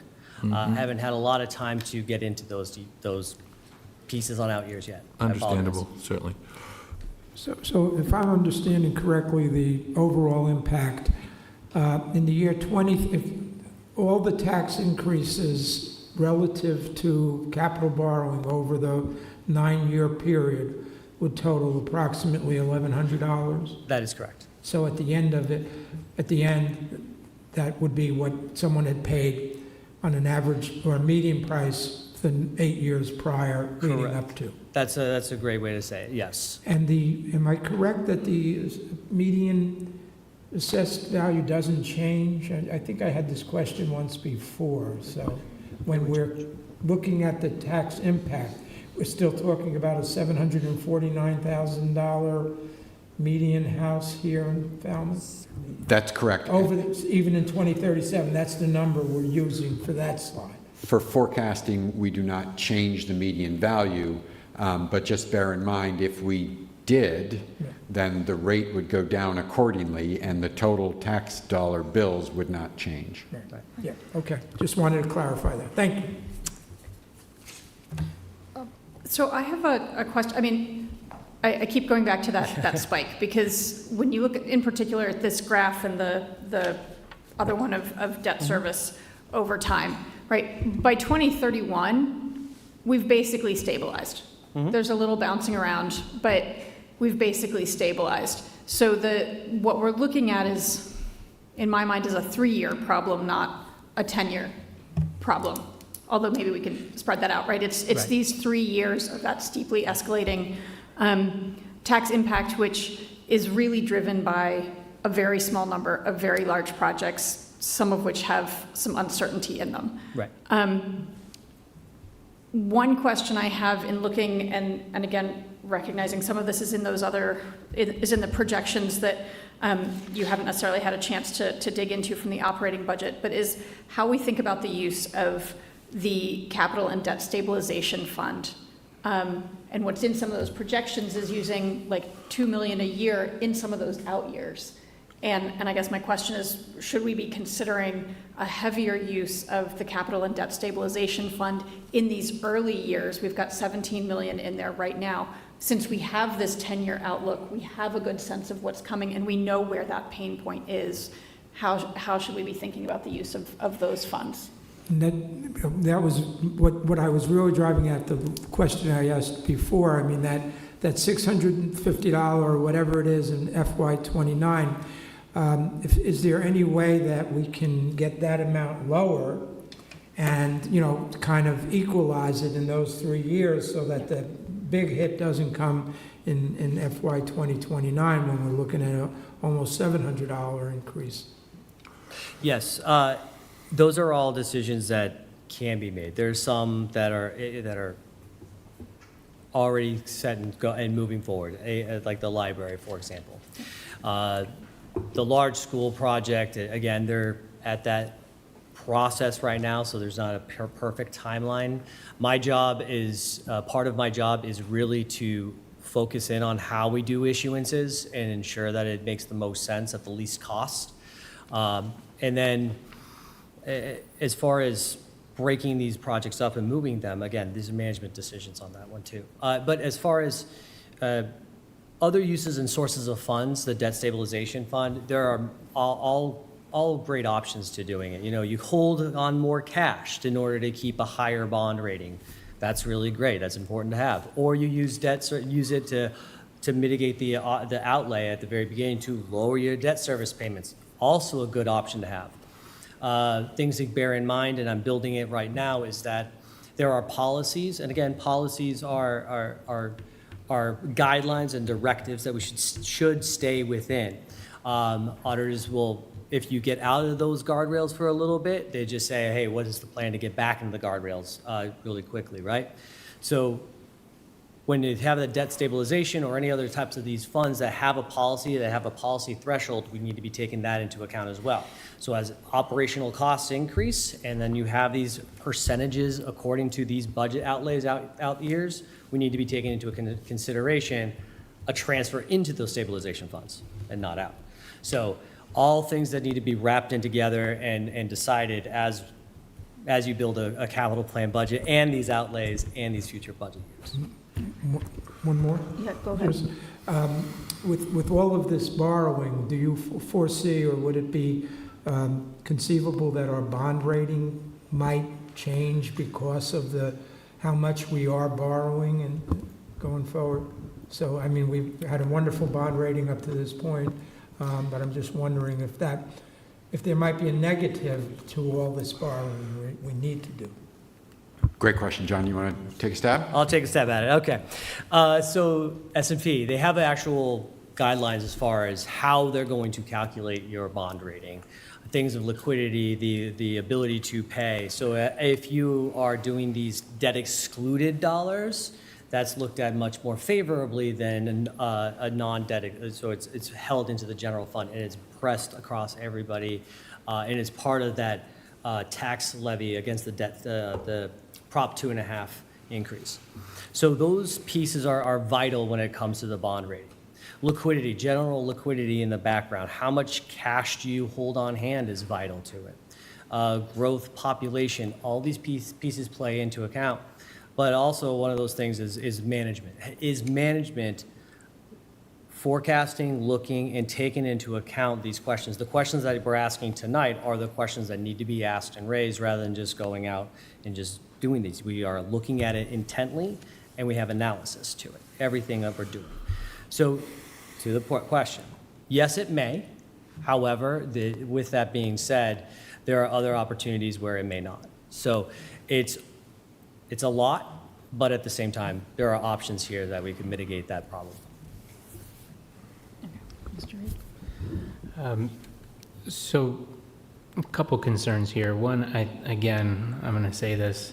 I think we're looking at this in isolation. We have tax impacts that are going to be not just on the capital plan, but also on the operating budget and on others. So looking at this in totality would, I think, be very beneficial to the taxpayer and to us who have to answer to them. So when you look at the Excel spreadsheet, we have everything commingled. Large projects and vehicles, roads and other things, and it lends itself to as if everything is the same weight. So I know you're brand new into this. I look at the document as it's intended to represent all of our capital needs, and because we haven't talked about any alternatives, it seems that we're being told this is what we can afford. And we're going to go to the taxpayers with this. So I'm going to ask a question that I think was asked during your interviews, which we got a little bit of it from Mr. Renshaw just now, is how do we turn, and I think this kind of goes along with what Mr. Brown has asked for many times, how do we take this almost $1 billion of capital projects and put them into an affordable, prioritized capital investment plan that can coexist with our structural operating budget challenges that we have? Because right now we're only looking at one small piece, right? It's a big piece, but it's one piece of the overall budget. So can you talk about what you've done in your past? I think you were at Dedham and you created a capital budget prioritization plan, and you've been here for four weeks. What do we need to do to get there? So there's a lot of work on my spot to do a lot of this analysis. The operating budget, again, I got to dig into it to see where the operating costs are going as we're talking about just the operating budget and where the tax levy and where the ceiling is. I can see that there are operational pieces that are built into the tax levy that could potentially come out and be part of a enterprise fund to sort of mitigate some of those woes. So I personally am a fan of costs that are borne by the users of those costs when it comes to some types of services. So obviously there are a lot of services that need to be borne by all. I'm not in any way, shape, or form saying that, but I'm saying that when you have utilities in particular that have a mechanism in accounting and in Massachusetts that works very, very, very well, we should be leaning into those things. So we operationally work and budget for those items much, much better. So yes, I see things that are potentially will alleviate the future out years when it comes to the next year's budget cycle, taking into account whatever goes to the taxpayers as far as the plan. And again, the plan has ability to move and fluctuate and does take into account the higher costs. Can I say something real quick? Excuse me, John. So, it's like Vice Chair Reed, in response to your question, so the purpose of tonight was to give a more in-depth examination year by year of the capital debt load. We picked $1 million projects and up to illustrate that. Our next presentation, John is, if you all recall back in, I think it was May, when John's predecessor presented the spreadsheet and looked at operational costs as well. We're going to go back to that. We just, for tonight's purposes, because we're going to be transmitting the capital plan, the FY27 capital plan, we wanted to give kind of this holistic, comprehensive look, not only at the FY27 plan, but also the outlying years over the course of the 10-year plan, really looking at those larger capital projects, the bondable projects. But we are planning on coming back and showing, again, the impacts both on the capital spend side as well as the operational side. But for tonight, because we're going to be asking, if not tonight, then on the 17th of August next week, for the Select Board to vote to transmit the FY27 capital budget to the Finance Committee. So we're really focusing this presentation on, again, those larger capital projects and how they impact the taxpayer over time, over the 10-year plan. Ms. Klein and then Mr. Brown. Okay. That was like a cue up there, Mr. Renshaw, because I spent some time with that chart, right, where it's all laid out for the next 10 years. And I was just looking at what's in fiscal year 27, 28, and so on. And I have a couple of questions. One item that I saw is not listed, and I'm wondering if I just missed it, is the possibility of the combined fire station for West and North Falmouth. I'm asking about that not because I'm advocating for the project for or against, but simply it has shown on previous lists, and it does not show, not that I could find, in the next 10 years. I'm sorry. Go ahead. I'm just imagining that there's some residents, right? We had this discussion about CPC funding to try and keep the West Falmouth Fire Station habitable for the time being, and if we have neglected to include pursuing that topic in the future, I think that is to the detriment of the residents. And again, if I've missed it, my apologies, but I did not see it listed. So under facilities. What page? I'm sorry. I'm looking at the 10-year plan, and it's listed under page 58. Sorry, thank you. Yeah, I have a separate attachment. I'm sorry. Page 58. We do show carrying land acquisition cost of $1 million in what is that, FY?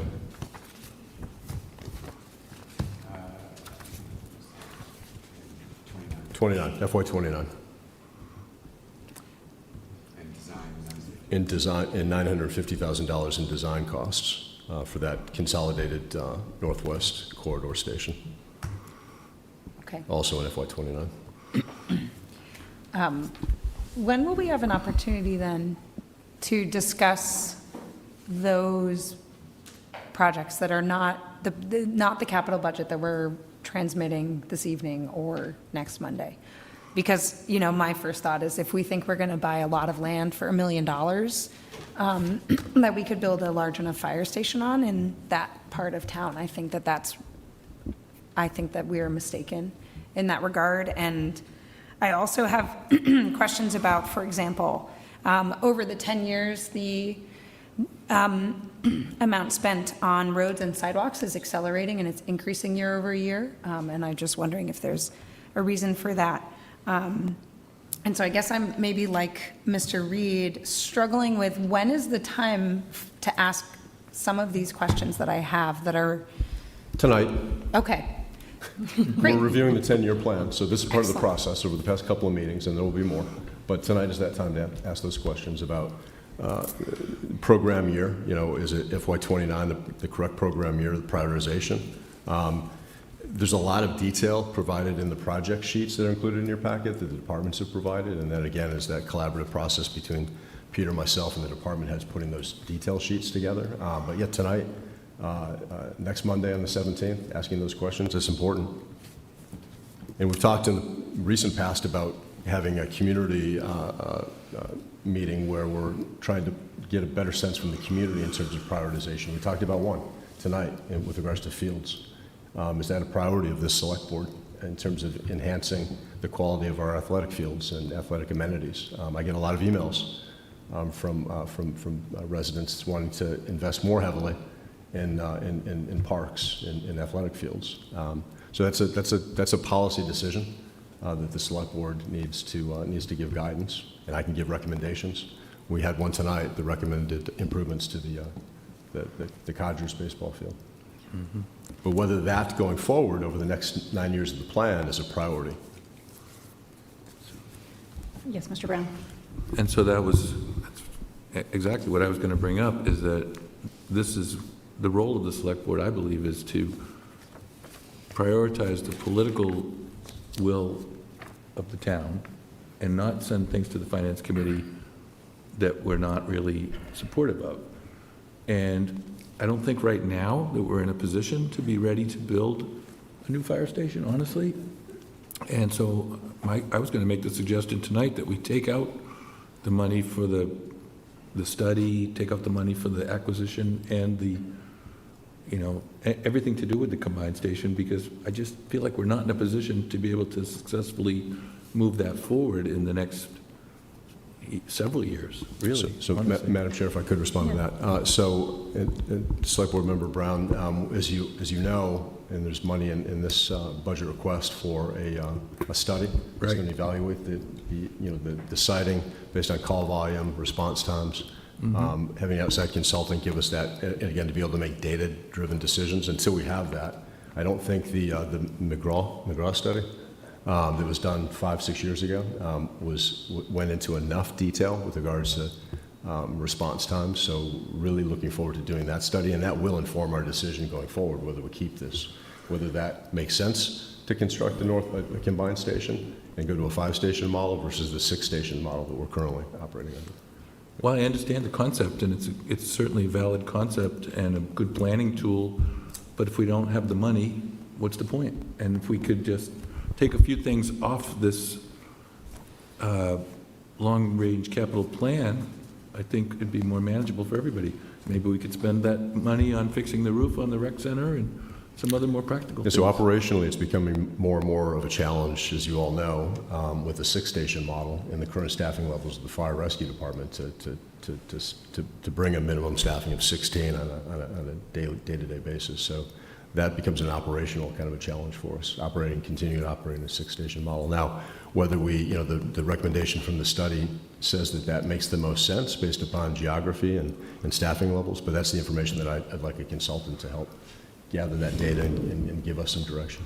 Well, and then another thing that we should think about is, I think we're being maybe a little too aggressive, want to completely renovate the Lawrence School. Maybe that's something that should be also deferred. I mean, if we put new HVAC systems in there to replace that old steam boiler, we could do that at our own expense. We wouldn't be beholden to MSBA to knock down all the block walls and increase the classroom sizes. I know it's not ideal, but I think we need to try to start getting more creative about how we can reduce this capital budget overall.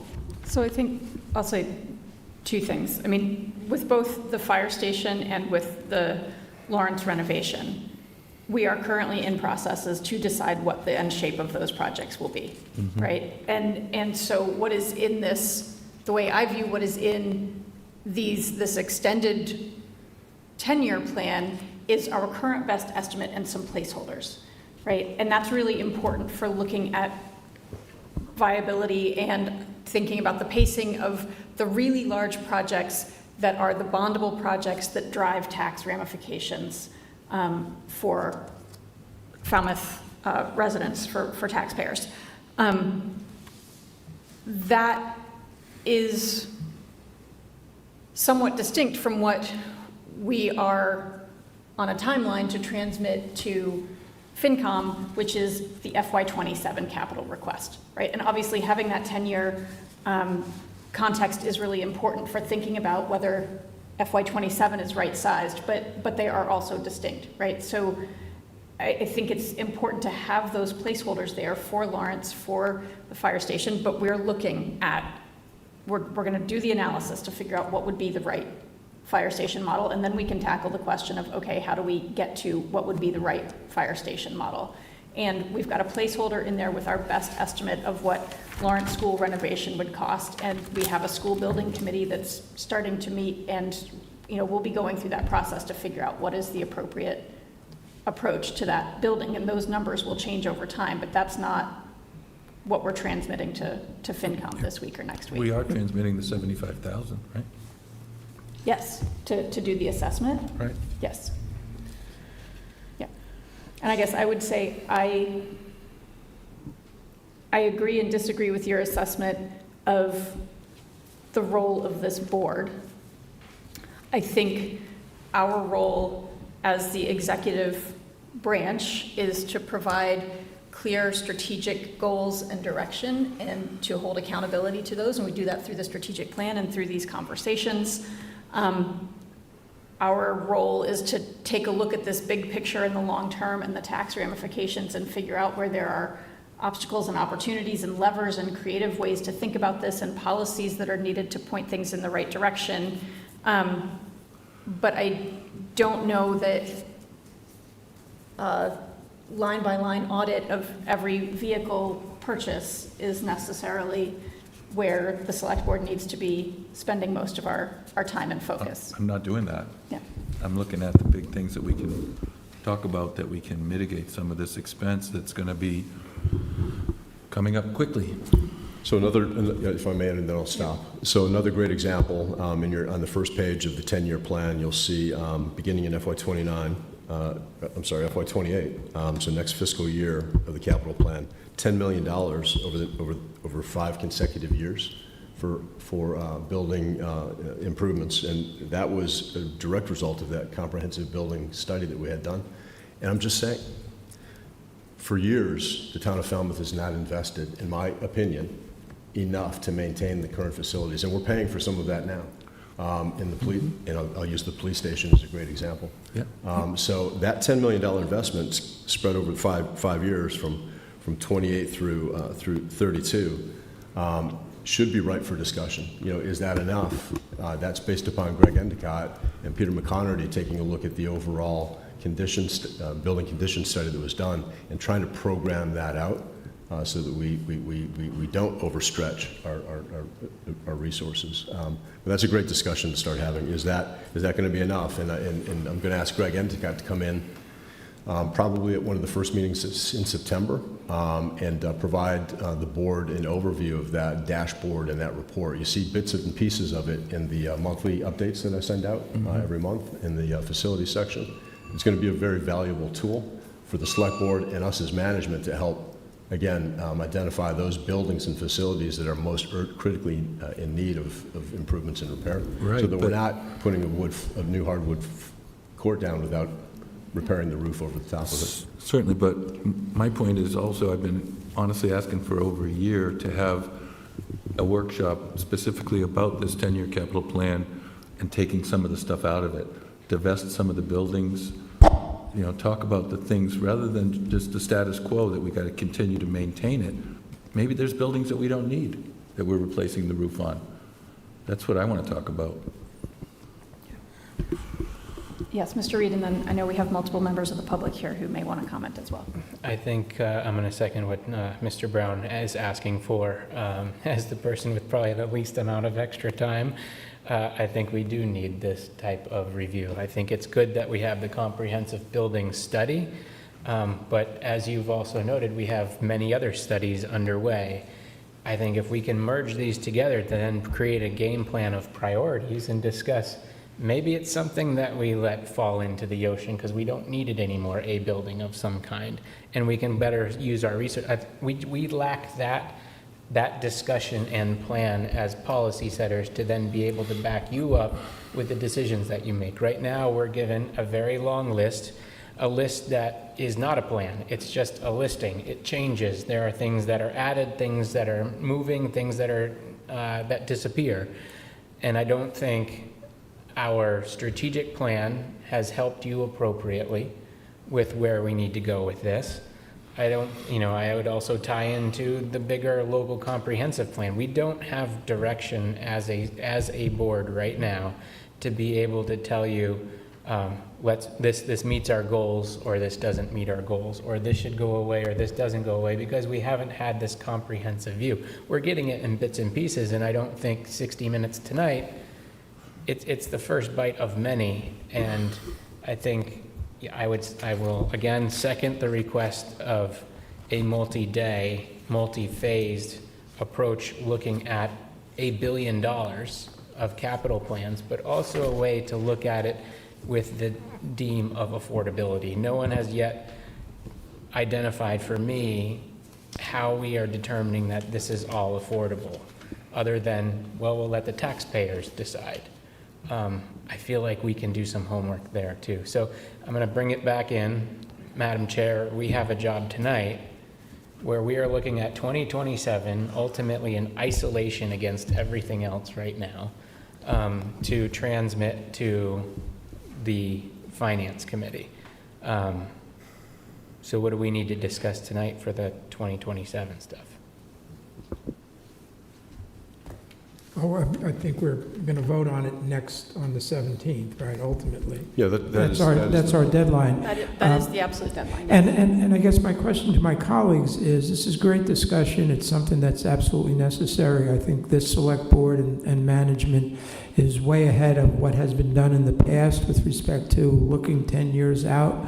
But I mean, what are your issues with what we need to do, which is to move this to FinCom? It's a great discussion, but are you suggesting that we're not in a position to move this forward to FinCom because of all these concerns, or you just want to register your very valid points so that we can, address these going forward, prioritize, and so forth?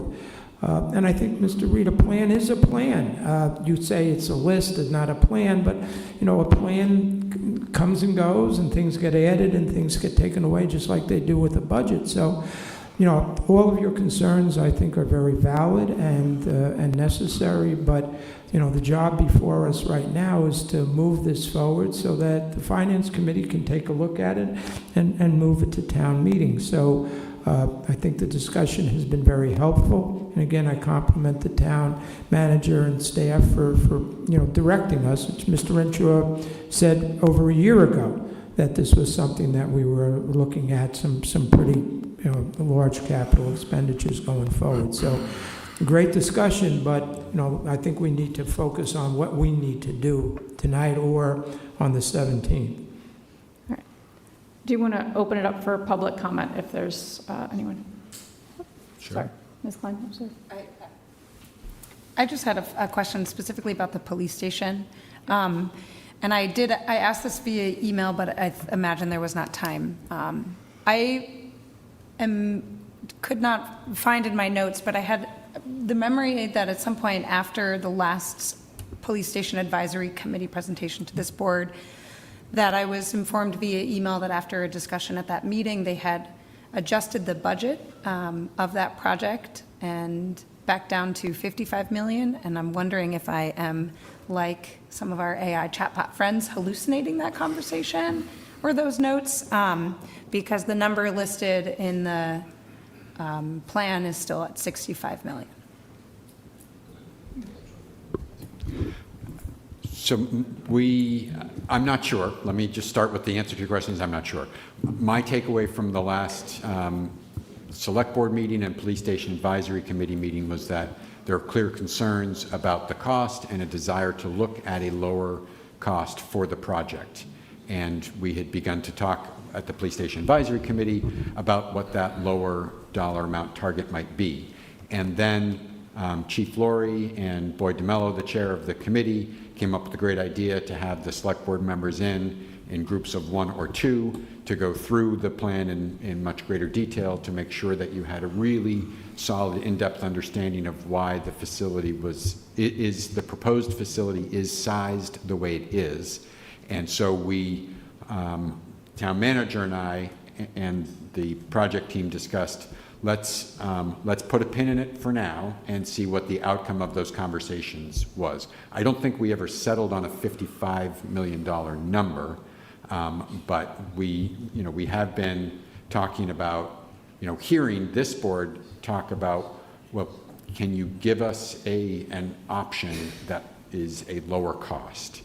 And that is something that, having now finished with the individual meetings that you had, we need to get together as a group, and the town manager and I and the chief have had some initial conversations about what that might look like.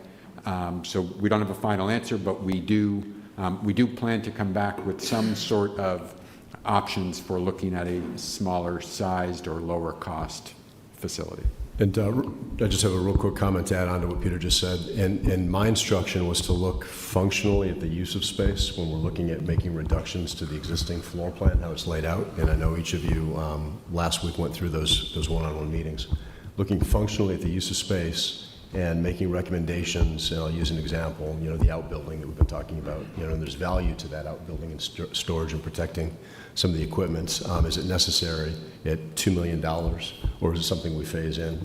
The community meeting space, training room, that's another 2,200 square foot portion of the building that perhaps, my goal is to bring back to the select board and town meeting some options and looking at the functional, not arbitrarily picking a number, but looking at the functional use of space and showing the trade-off. If the community wants a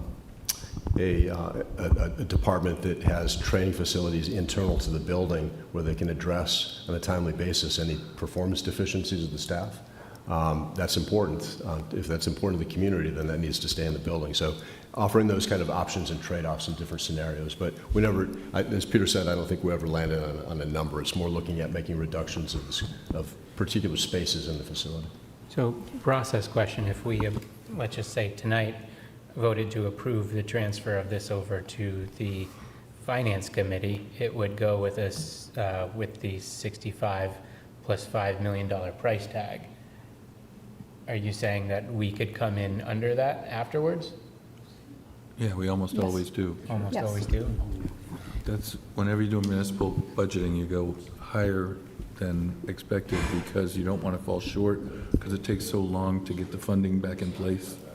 I just worry that when we say you have $70 million, you're going to build right to $70 million, contrary to what we've just discussed. Because prior to that, I guess, since we're talking about the police station, I'm hesitant to move it forward. We have another week to discuss, but I do appreciate that Mr. Renshaw and Mr. Johnson-Saab and the police chief and Mr. DeMello invited us to take the time, and I want to thank them because it was very, very informative. It's unfortunate that it happened in the 9th inning and not the 1st inning, where we reviewed the programmatic needs of the department and the litany of reasons why the current facility doesn't work, and those are pretty hard to refute. But I think we, as our responsibility of a select board, our collective responsibility is to ensure that the project that we ultimately ask the taxpayers to fund is appropriately sized and financially sustainable and based on assumptions that are well supported that also support community needs. I think we've found variances in population statistics and demographic statistics, and this is a governance question, and our job is to balance public safety and with affordability and community priorities. So I'm happy to continue this conversation. If it was going to come to a vote tonight, I would have asked to keep that, to remove this from the budget until we can have those discussions. Since we're not taking, it's my understanding, we're not taking the vote tonight, I don't have to worry about that. But I think we need, But we will be taking that vote no later than next week. And I don't think we're going to have those answers that you're looking for with regard to the police station between now and next week. Madam Chair? So, If I may, exactly on that point, Colin makes a great, raises a really important question. And because the timing of this particular project is lined up for a vote in April and not for a vote in October, we do have extra time. So my suggestion is going to be that when we bring this back next week, that the plan that we ask the select board to adopt has a dollar amount for the police station of TBD, because we're not going to be able to satisfy the board based on everything that we've talked about in the last couple of months. We have some more work to do to get board consensus on what that budget might be. I think we might need a month for that. We do need to get to it sooner than later, because we need to do that design work in order to be prepared for the April town meeting. But there is a path forward to get the Finance Committee going on reviewing 90% of the plan or all of the plan that's going to be acted upon in October. okay. All right, public comment. Yes, Mr. Walsh. So for the record, Dan Walsh. John, can you go to slide 14? I'm going to ask a question because I just want to make certain the context for that upper line is clear. So what I didn't see in the presentation, what I'm guessing from doing some calculations, is what the term of the bonds are, what the rate of the bonds are, because when Peter had done this before, he had done a range. And this is one fixed line. It's not presenting a range of, it could be this much, or it could be less, or it could be more. So what's the assumption here? Is this the most optimistic, meaning the lowest, or is this the highest, or where is that number coming from? That's a great question. So similarly, I would look at the same type of calculator to determine those terms. So yes, you could do a low and a high range. I went to a higher dollar cost, and it would change depending upon what that cost outlay would be. So land improvement, building improvement, 30-year term. You can do an average of 5%, even though it would be a higher cost over time. You take the higher, more conservative number. Rather than providing a range and then doing these tops and bottoms, because that would skew it quite drastically over the top range, and even the ones so The numbers here are still higher, but it was well within his range on the top end of his range. So roughly speaking, it's in the middle of the two? It's a higher than middle, we'll say, I don't want to give a percentage, All right, but so the definitely not number- like an average of all of the It's costs. the more pessimistic of the two? A more conservative. It's pessimistic, but based in reality. Like it's a solid figure that it would come with it's a solid estimate. Realistically pessimistic. Correct. Thank you. Is there anyone else? Yes.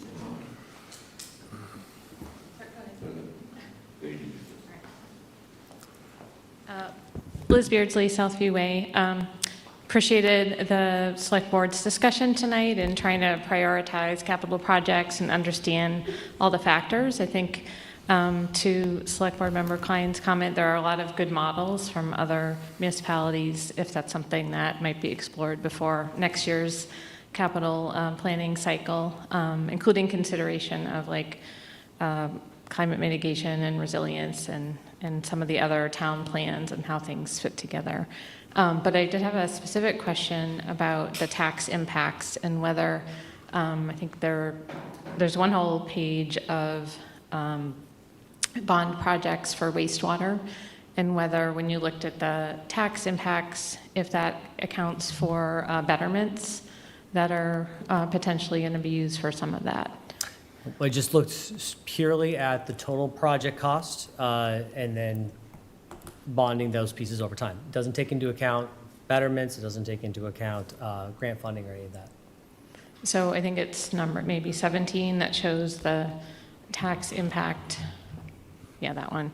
So that's probably a high end because some of the betterment related bonds would not be town-wide on property taxes. Okay. Absolutely. Again, this would be the higher of the estimates.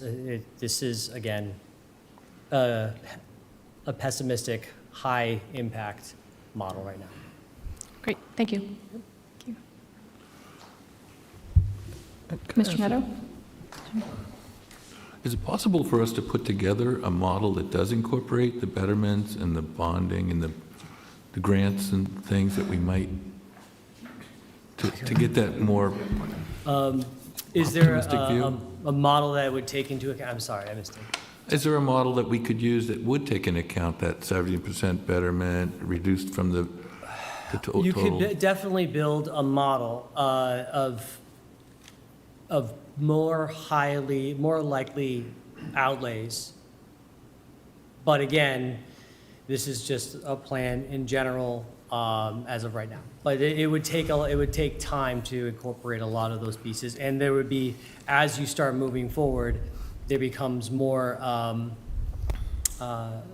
personal choice in outlays. For example, I'll just use it for something everybody can understand is that $150 million outlay, well, you can issue $10 million, $15 million, $20, $25 million on that first issuance.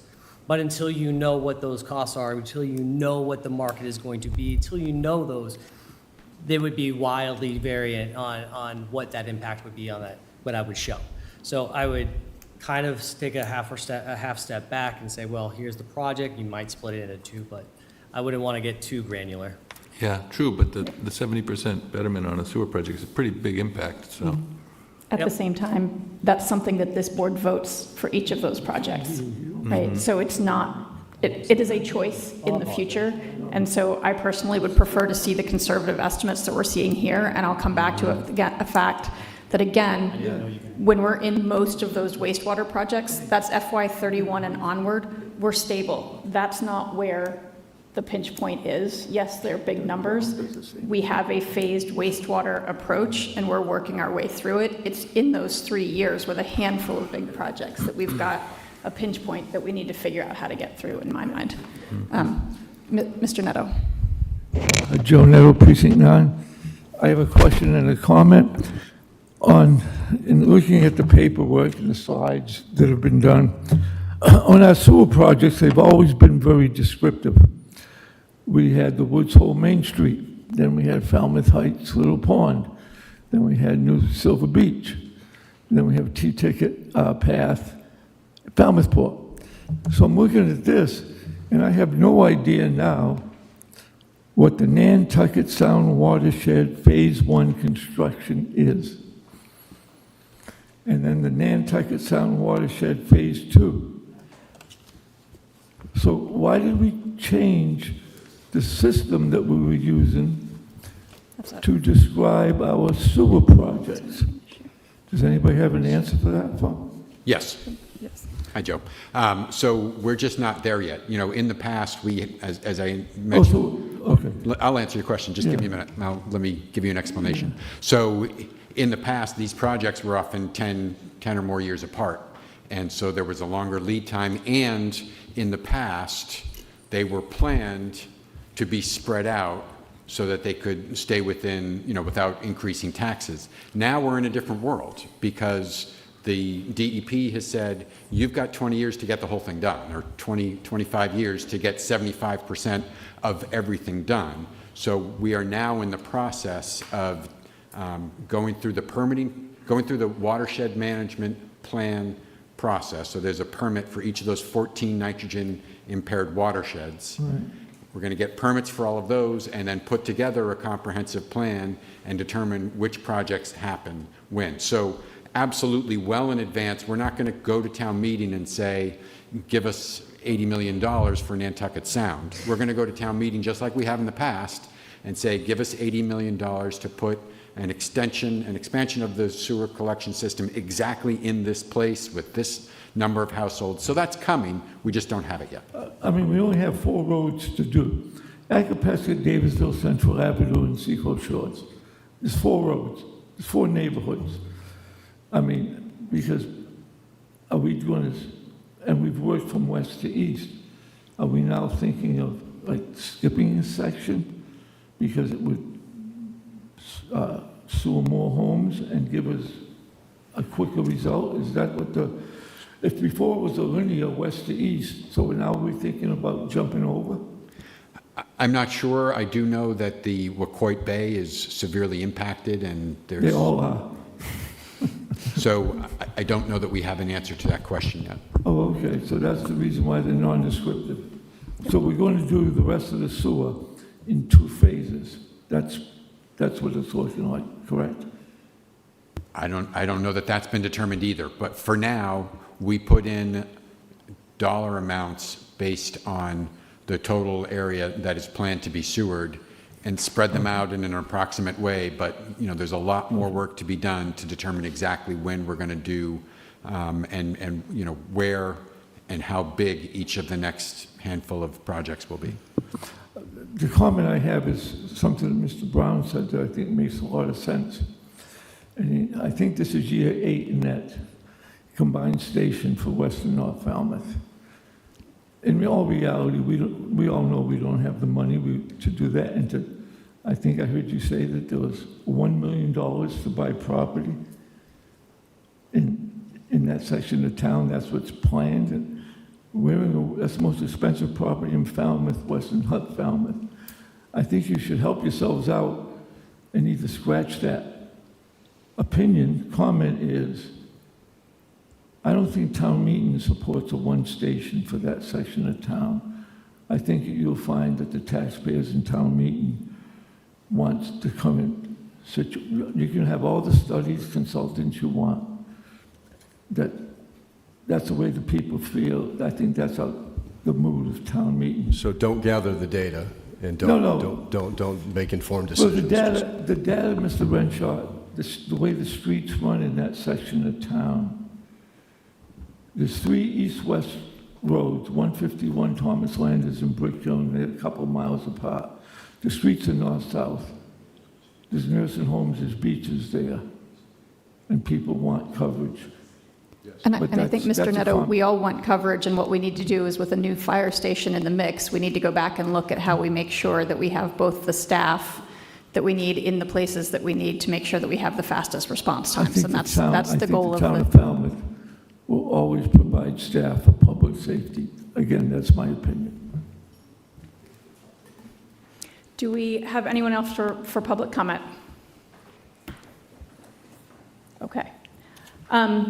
I believe I have heard from the board that the consensus is to wait on this one more week for a transmittal vote. Is that okay? Are there specific questions or additional information that the board would like to see prior to that vote next week, or is this time to think about it? What else can we take off the list? Is there anything that's not absolutely essential? I don't know. That'd be my own. I might put that question back to this board, that if you have specific thoughts on what needs to change. We have the best efforts of town management and our department heads in front of us, and some revisions already made. So if there are specific ideas, please share those with town management as soon as possible. Yes, Ms. Klein. I appreciate Mr. Johnson-Staub's suggestion to include a TBD expense for the police station, because I do not feel comfortable voting that dollar amount. Okay. It's good feedback. Anything else on the capital plan for tonight? Okay. If not, thank you very much, Mr. Arnett, for jumping into the deep end. And this was, I will say, I found the graphs, the various presentations of the 10-year picture extremely helpful to think about where we do have challenges and also opportunities and what we need to be thinking about. So thank you for that. Thank you, Madam Chair. Okay, we will move on to discuss proposed articles for the October 26th annual town meeting, beginning with the planning board articles. And I believe that's over to you, Mr. Cornock.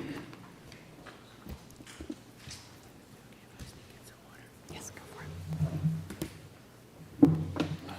Good evening, everyone. For the record, Judd Cornock, the Community Development Director. I'm just going to put in a presentation. So bear with me while I get this loaded.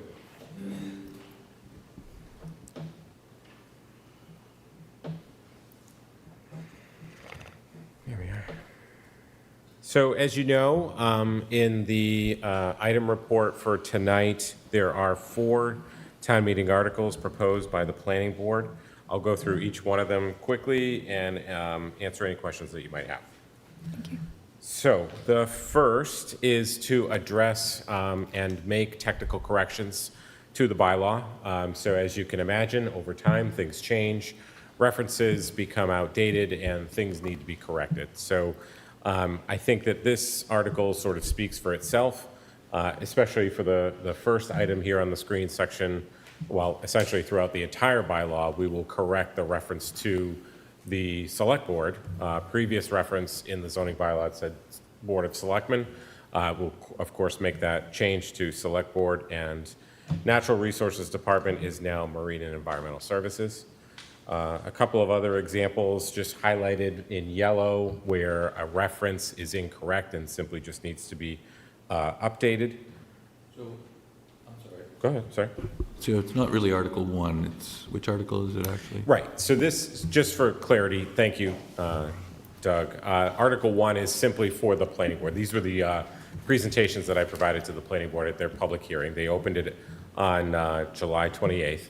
They will meet tomorrow evening to continue the public hearing, at which time they will essentially vote to submit any of the articles to the select board's office, so you can consider them at your Monday meeting, August 17th, to execute the warrant. So which article should I be actually looking at? Mr. Brown, in our packet, it's Article 17. Okay, thank you. Apologies. So again, just making onward with technical corrections. The first one on the screen, it just referenced the old way we referred to definitions. We categorized them. Again, it's just relic text that just needs simply to be deleted. And the same with the next section is to essentially correct a reference in error. Same with number 5. Any questions on the technical corrections? Okay. Article 2, or the second article that the planning board is considering, is allowing duplexes in town by special permit in the residential zoning districts by the planning board. And just to clarify, that's tentative Article 18 on the Correct. warrant. Any questions on that? So, apologies. It looks Well, like I there mean, might be a question. how does this play into the state legislation that's floating around?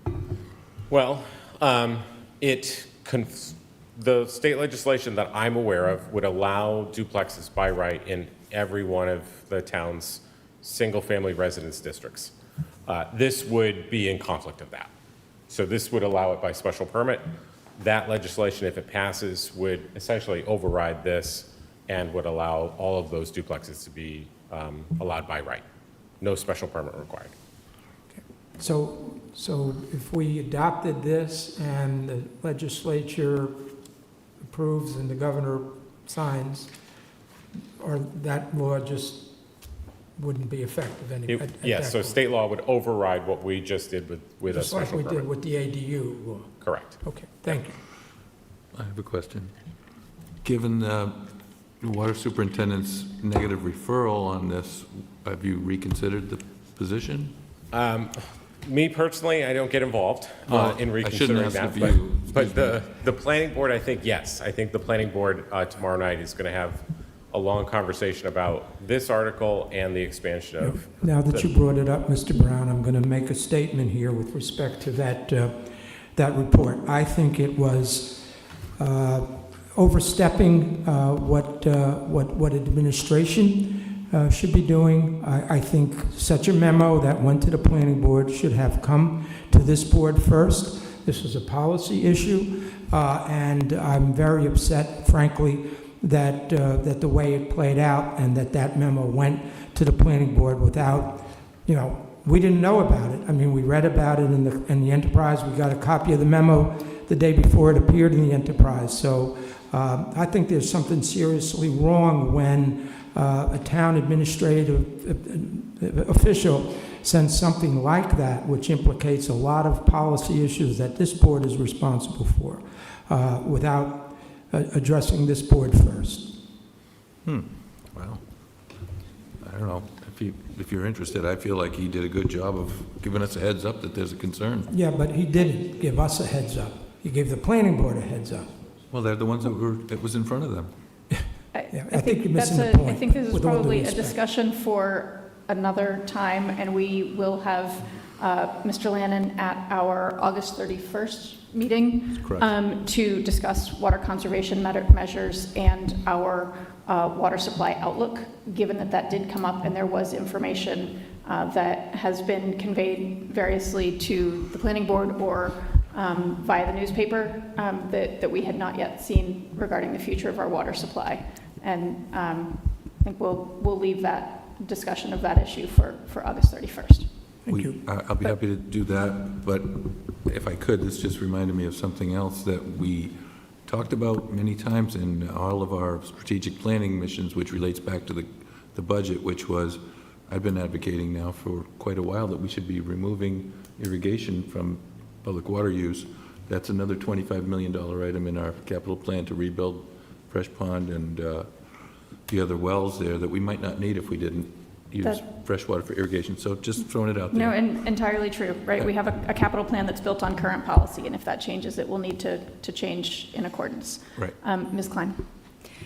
Has the planning board considered the suggestion, I'm sure you're aware from Ms. Moynihan from Falmouth Housing Trust, to consider special permit only for new construction and allow renovation by right? Because the special permit process essentially, it excludes by being expensive, right? So you generally incur a lot of upfront cost when it comes to applying for a special permit.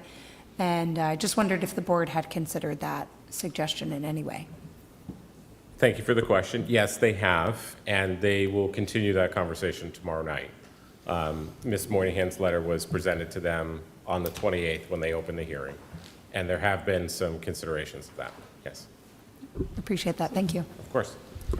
And if I may just take a moment to, own some of that memo because the planning board, through their public hearing, is an opportunity to hear from staff related to specifically the impacts to the town related to development, future development. And as you may know, back in 2021, when the mixed residential and commercial overlay district was originally approved, there was, let's say, a lack of communication with the Department of Public Works. So we wanted to make sure that during the public hearing process, I personally wanted to make sure that infrastructure was considered when we thought about expansion. And I completely understand, Mr. Muscali, your perspective here. It just, I don't want Mr. Lanin to bear the entire brunt of that decision. I asked for that as well. No, I understand, Jed, and I understand the process. I just think that, it was such an important issue and such an important memo that was sent that I would have appreciated this board being, in the loop with it, that's all. Of course. Noted, understood, and we will do in the future, for certain. Any other questions on the duplexes bylaw? None. Okay. The next article is to make adjustments to Article 10, which is Article 10 of the zoning bylaw. That is the non-conforming structures, uses, and lots component. There are two sections within that current bylaw that are essentially incorrect. The first, as you can see on the screen, we're proposing to delete this language altogether because it allows the ZBA to do something that they can't legally do by a special permit. That would be a variance, as shown on the screen. So essentially, we're striking that language and not allowing that to proceed under a special permit. It would simply be a variance. Lot shape and size, same component. Again, the current language would allow for the ZBA to make that change by a special permit. That's not allowed. It has to be a variance. Therefore, we're striking that language. And then lastly, this is the new text from the Affordable Homes Act that was passed this time 2 years ago. This essentially creates another layer in our non-conforming section for lots that are under common ownership. So this is, again, new state law. The exact language shown on the screen will be incorporated into our bylaw. Essentially what it says is under, previous operations, any time a property owner had two undersized lots that were commonly owned next to one another, they would essentially be merged for zoning purposes because it doesn't meet the minimum lot size. That is no longer the case. There's language here which essentially allows for, as long as those lots have at least 10,000 square feet and 75 feet of frontage, they're allowed to be built upon, provided that the future construction is a single-family home having no more than 1,850 square feet and no less than 3 bedrooms. Again, this language was taken exactly from state law, so we're just incorporating that into the bylaw. Questions on non-conforming? I have one. Can you just give me a quick practical application of how this non-conforming Article 19 will impact a property owner? All of it, or just this Just piece say, for here? instance, we had recently a restaurant that wanted to be rebuilt back after a hurricane, and they had to get a special permit to rebuild. Would this no longer allow that type of? No, that would not do that. So the first part, thank you for bringing that up.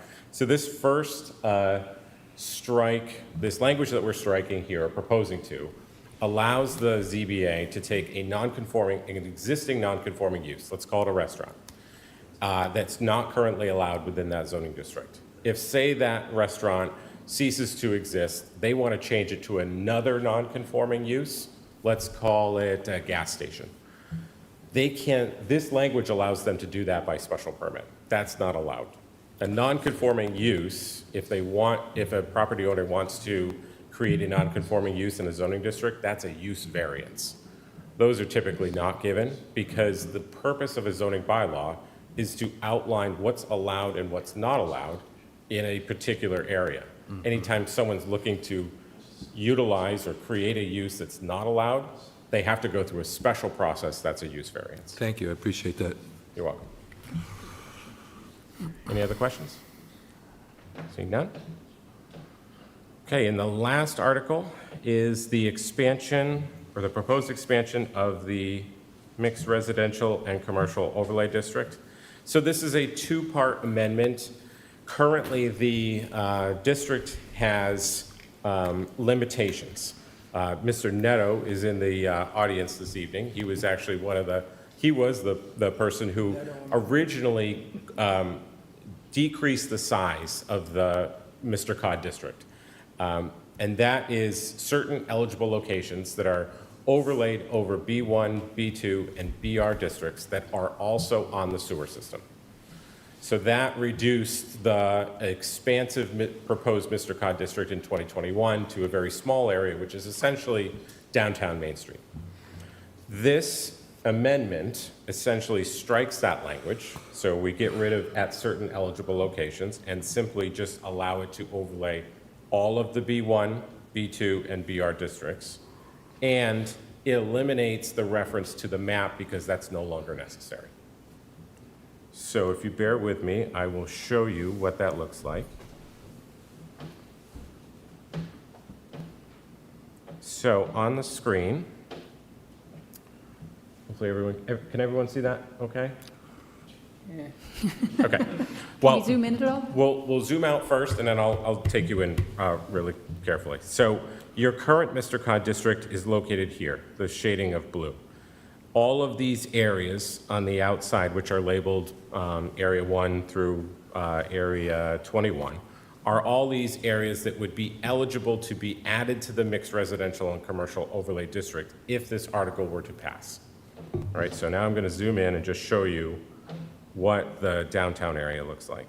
So this is essentially St. Barnabas at this area, and it stretches all of Main Street and up Davis Straits. That is your current Mr. Cod district. There are a few areas within this district, 18 through 21, which just happen to be within the Mr. Cod district, but not on the sewer. So they didn't qualify for both of those items, and therefore they weren't included in the Mr. Cod district. Under this amendment, they would be, as would all of the other areas shown here. So everything in red are areas in town where you have B1, B2, or BR zoning districts. I have a question about that. I can understand the ones that are in the village centers and so forth, but Section 4, wouldn't you think that's called like spot zoning just for a particular development? I won't comment on how zoning amendments happened in the past, but there are some areas in town, in my opinion, that need to be rectified. But that's not really in a business area, right? Correct. So this area is actually Highfield Hall, Right. Area 4. So why would that be in there? It was, well, so because it's an eligible, so that's a B2 district. So anything that's zoned B2. Highfield Hall is B2? Mm-hmm. Huh. Oh, right, because the conservatory. Right. There's conservatory, there's. And so what would be the advantage then? We There's could. the gym and the curling club. So then that would be like potentially developed into a dense housing or something? Correct. So under the Mr. Cod district, a property owner can develop their property up to 20 units per acre. Mm-hmm. And there's no limit on the amount of commercial if they do a mixed-use building. So you can have exclusively multifamily housing, or you can do a mixed-use development. And that's basically non-residential uses and residential uses together in one property. But the residential component can go up to 20 units per acre. So if anybody thought that wasn't a good idea, that would have to be amended on town floor because it's all in one motion. Correct.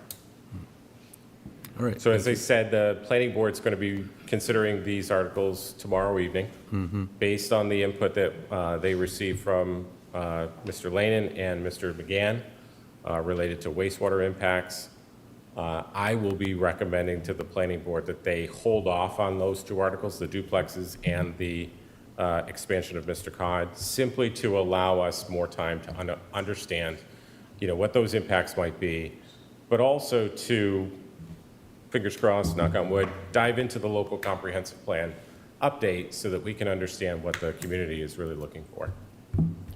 And what we can manage. Correct. Great. Thank you.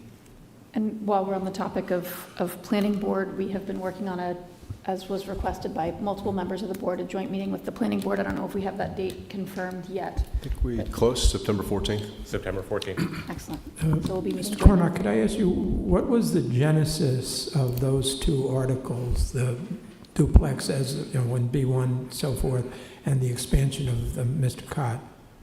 So the duplexes article has been mentioned for many years. It's an outgrowth of the housing production plan, and it's been a topic of numerous meetings of the Affordable Housing Committee, but also the efforts of the housing coordinator and all of the separate sort of consortium meetings. There's been a movement to allow for duplexes by right throughout town for a while. The mixed residential expansion was a planning board initiated article. Thank you. I have a question, and maybe for town council or staff. I'm concerned about all these state mandates that keep coming down, and I wonder, is there any mechanism for us when we get something sent to us that we don't agree with, that we can opt out, or we have to sue them to maintain our independence? How do we do that? Is there a way? I could probably give you an hour and a half long answer to that question. I'll try to be brief. Municipalities only have as much power as the legislature gives to us, and they can take it away equally as easily. Of recent, you're seeing municipalities' zoning power erode at a very rapid rate. And there has been litigation about it. The MBTA litigation is a perfect example of municipalities pushing back hard and losing in the zoning context. We are getting a flood of new legislation that is just doing away with all sorts of control by the ZBA and the planning board. And it's happening rapidly. And I do expect there to be some litigation from municipalities, but I don't see municipalities winning any of that litigation in any meaningful way. Maybe bits and pieces. Is there any possibility that we would have like a class action lawsuit with a bunch of towns together? So that's what happened with the not a class action as such, but with the MBTA litigation, multiple communities banded together and sued as collective plaintiffs. The most recent rounds of litigation were shocks to those in the municipal law community. The MMLA was never consulted. The MMA was not consulted. The laws are written poorly, and they are essentially stripping away all of the authority that we have. Huh. Wow. And it's, like I said, that the only reason we had that power in the first place was because the state gave it to us, and they can take it away. I would say, Mr. Brown, you're not the only one on this board concerned about state mandates and our relationship there. I don't have it on a specific agenda yet, but multiple people either had ideas for ways for us to better track what's going on at the state level as it's being developed, so that we're not just in a responsive mode after it comes down. And that's something for this board to discuss at a future date, is how we accomplish that. Might have to reconsider secession.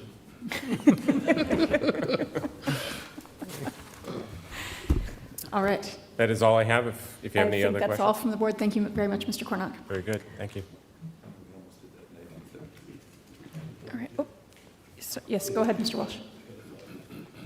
Sorry, Mr. Cornock, you might not be done totally yet. So I've talked to Dylan a couple of times, or his chief of staff. They're looking for ways to try to figure out how you carve out communities that are in the nitrogen-sensitive areas. So if you got ideas, they're looking for ideas. I keep trying to share ideas with them, and we go back and forth. But they're open-minded to trying to see if there's a way that they can write the law so that it doesn't negatively impact us for one reason or another. I've tried the nitrogen-sensitive areas because I think that's the majority of town anyways, and it kind of carves out a lot of things. They're thinking about it. That's as far as I can get. Good tip. Got some other ideas on that, but we'll talk on another day. We will get that on an upcoming agenda. Okay, the Clinton Ave easement articles.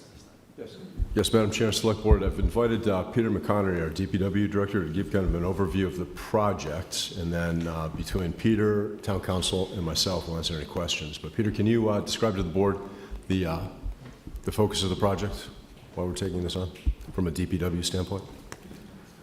And this is, Select Board, this is Articles 13 and 14 in your packets. Good evening, Peter McConaughey, Director of Public Works. So this is the Clinton Ave project. So what had happened is many decades ago, Clinton Ave went from, there was a bridge that went over Falmouth Harbor. Many years ago, the bridge was removed, it was taken down.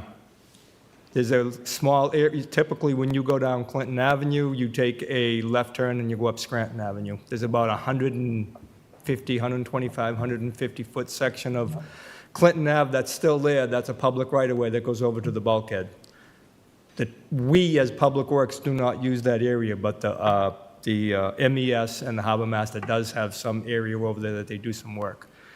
There's a local business in that area that their septic system was an old cesspool. It failed, and they went to the Board of Health to have it replaced, and the Board of Health gave them a timeline to get that septic system completed. There's no room in their property to have it completed, but they own the parking lot property across the street, across the small section of Clinton Ave. So they came to our engineering department, and we, as Public Works, we don't allow private utility lines under our roadways. So they came to Public Works to see if there was something that could be done. And through conversations with us, through conversations with the Board of Health, we said, well, it's only a small section of roadway. The bridge is never going to come back. Why would the town even need to have that? Why don't we just abandon the roadway and just have it revert back to the original owners?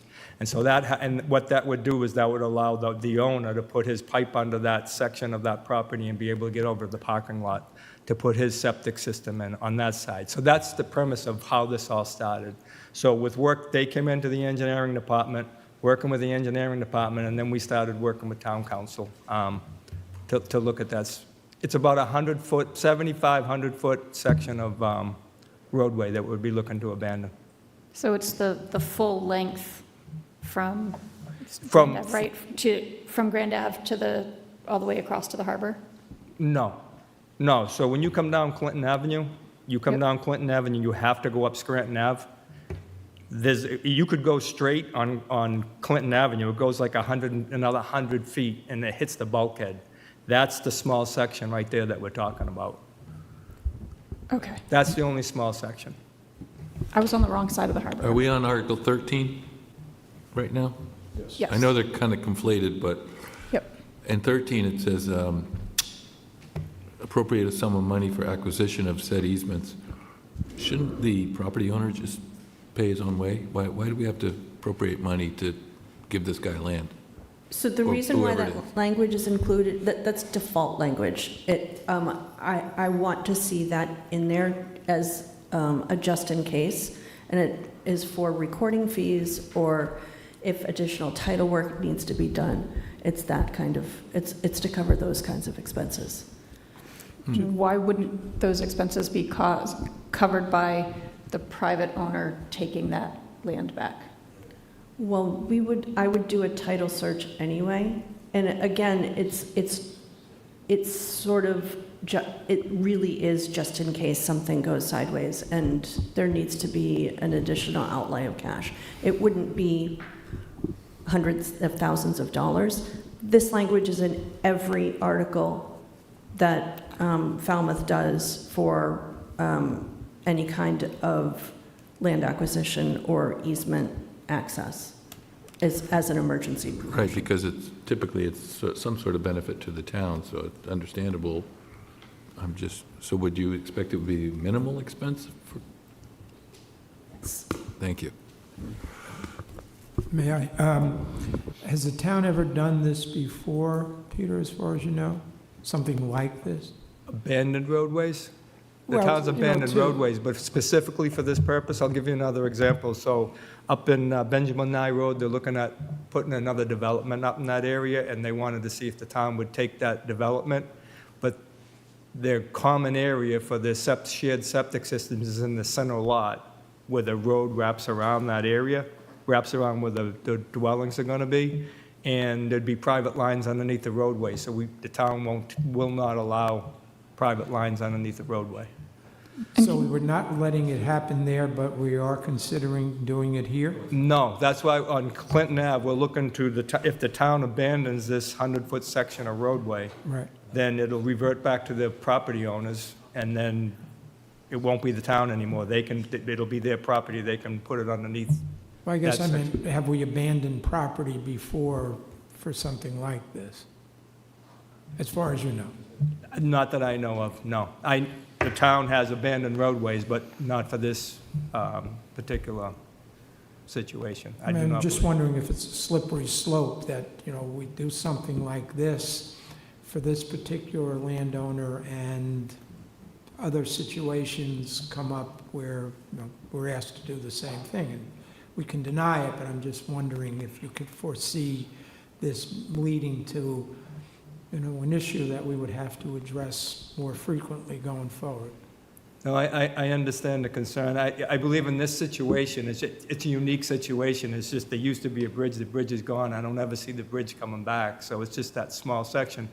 The other side of the harbor, going over towards the yacht club, there's another section of that roadway. That is still town roadway, and that will remain town roadway. But it's just a small little section that separates the businesses with the parking area. And if I could also, Bob, to your question about precedent, I guess, in the slippery slope, I do see a public benefit in terms of, you mentioned the current septic or cesspool. It's a failing system. So each one of these, I think, would be evaluated by select board, town meeting, case by case, looking at the nuances of each project. But there's a public benefit here. Yeah? Correct. And then, can you just speak to, I know it's the next article, but then, so we'll be abandoning the roadway, it becomes their private property, but we still need easements across that property for waterfront access, correct? So that would be working with the Harbor Master's Office, would work with Town Council for getting their rights or their easements to be able to get over the property, be able to use their property to get to the bulkhead. It's a town bulkhead. There's also existing drainage pipes underneath there that we'd want to be able to maintain access to. Okay. Do we have precedent? You said we don't allow, well, two questions. First of all, is it set policy or is it practice that we don't allow private infrastructure under a public roadway? And do we have examples of the opposite, which is what we're going to end up with, where we have public infrastructure under private property? We do have areas where there's private infrastructure on the public property, on private roadways or what have you, but in the reverse, is it policy? I think it's set precedents of that, where we've had these situations come up in the past and we have not allowed it. Okay, thank you. All right. Any other questions or comments from the board? Thank you, Mr. McConerty. Thank you. Okay, last but not least, review and discuss the fertilizer control bylaw. Thank you, Madam Chair. Kim Comarks, the Chair of the Freshwater Pond Advisory Committee, is here tonight to give an overview. I know there's a lot of questions, so I'll ask Kim to keep his comments to about, 7 to 8 minutes, and then use the balance for questions. There's a copy of the letter that the Chair of the Freshwater Ponds Advisory sent. Have copies of the draft bylaw? Yes, they do. I think it is included in the packet. Yeah. Okay, I haven't seen it. I've just seen the, Stand by 1 second. I just want to make sure it is included in the packets. Yeah. That is it, yeah. Article 22, the language. Oh, yep. Yeah, this is references Article 22, Select Board, in your packets, and yes, it is in there, Kim. Okay, great. Good evening, I'm Kim Comart, and thanks for the opportunity to speak with you on behalf of the town's Freshwater Ponds Advisory Committee, which I chair, as Mike mentioned.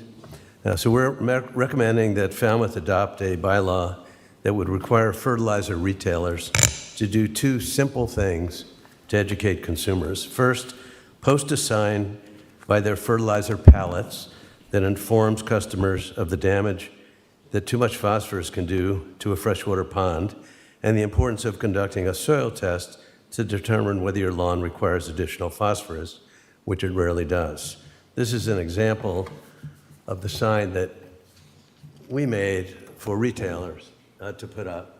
It's got the required state language on it that's in the state bylaw.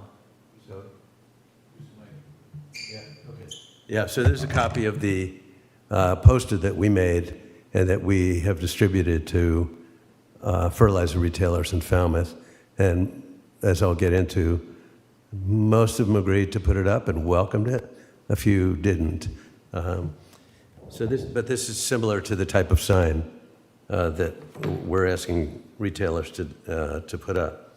The draft bylaw is intended to be consistent with existing Massachusetts fertilizer management policies while establishing a local consumer education and enforcement mechanism.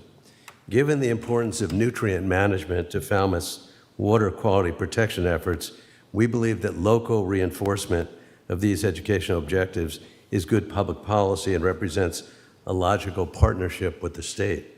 We also see this as a soft regulation in that it does not inconvenience retailers. It doesn't affect their financial bottom line. If anything, it could increase their sales because people would buy soil test kits from them. We know that the three major sources of damage to our freshwater ponds, of which there are at least 75 in Falmouth, are septic system effluent, fertilizers, and stormwater runoff. The town is currently doing a lot of watershed planning, which has been referred to tonight, including and sewering, and devoting significant resources to reducing septic effluent and managing stormwater runoff. We're spending tens of millions of dollars on those efforts, and as we heard from the 10-year capital plan, we'll be spending hundreds of millions of dollars on those efforts. When it comes to reducing fertilizer, however, the town does not have a plan or a strategy. Aside from sending a letter each year to a few thousand property owners who reside near surface water bodies, reminding them of the town's nitrogen bylaw, we've essentially thrown up our hands when it comes to trying to reduce fertilizer use. The nitrogen/fertilizer bylaw, Chapter 237, is not being enforced. Ask Greg Frazier and Chuck Martinson at the Department of Marine and Environmental Services how many warnings and fines they've issued for people who have violated the bylaw in the last year, 5 years, or 10 years.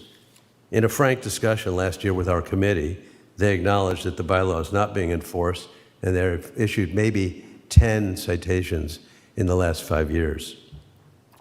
Reducing the amount of fertilizer being applied in Falmouth is a challenge, but we shouldn't give up on it. Effective strategies include educating homeowners about the damage fertilizer causes to our waters, raising awareness about fertilizer alternatives, promoting ecologically sensitive landscaping practices, and perhaps certifying and licensing landscapers who use environmentally sensitive practices. Those are all things that we're kicking around in our committee.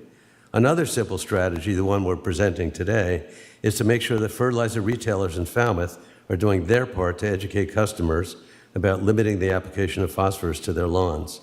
The bylaw we're recommending represents half a page in an 11-page state regulation that's primarily focused on agricultural land.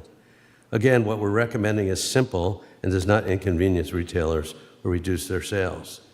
We know that municipalities regularly adopt regulations that the state has adopted, unless the state preempts such action. For example, Falmouth, like the state, regulates tobacco sales with enforcement by the Select Board.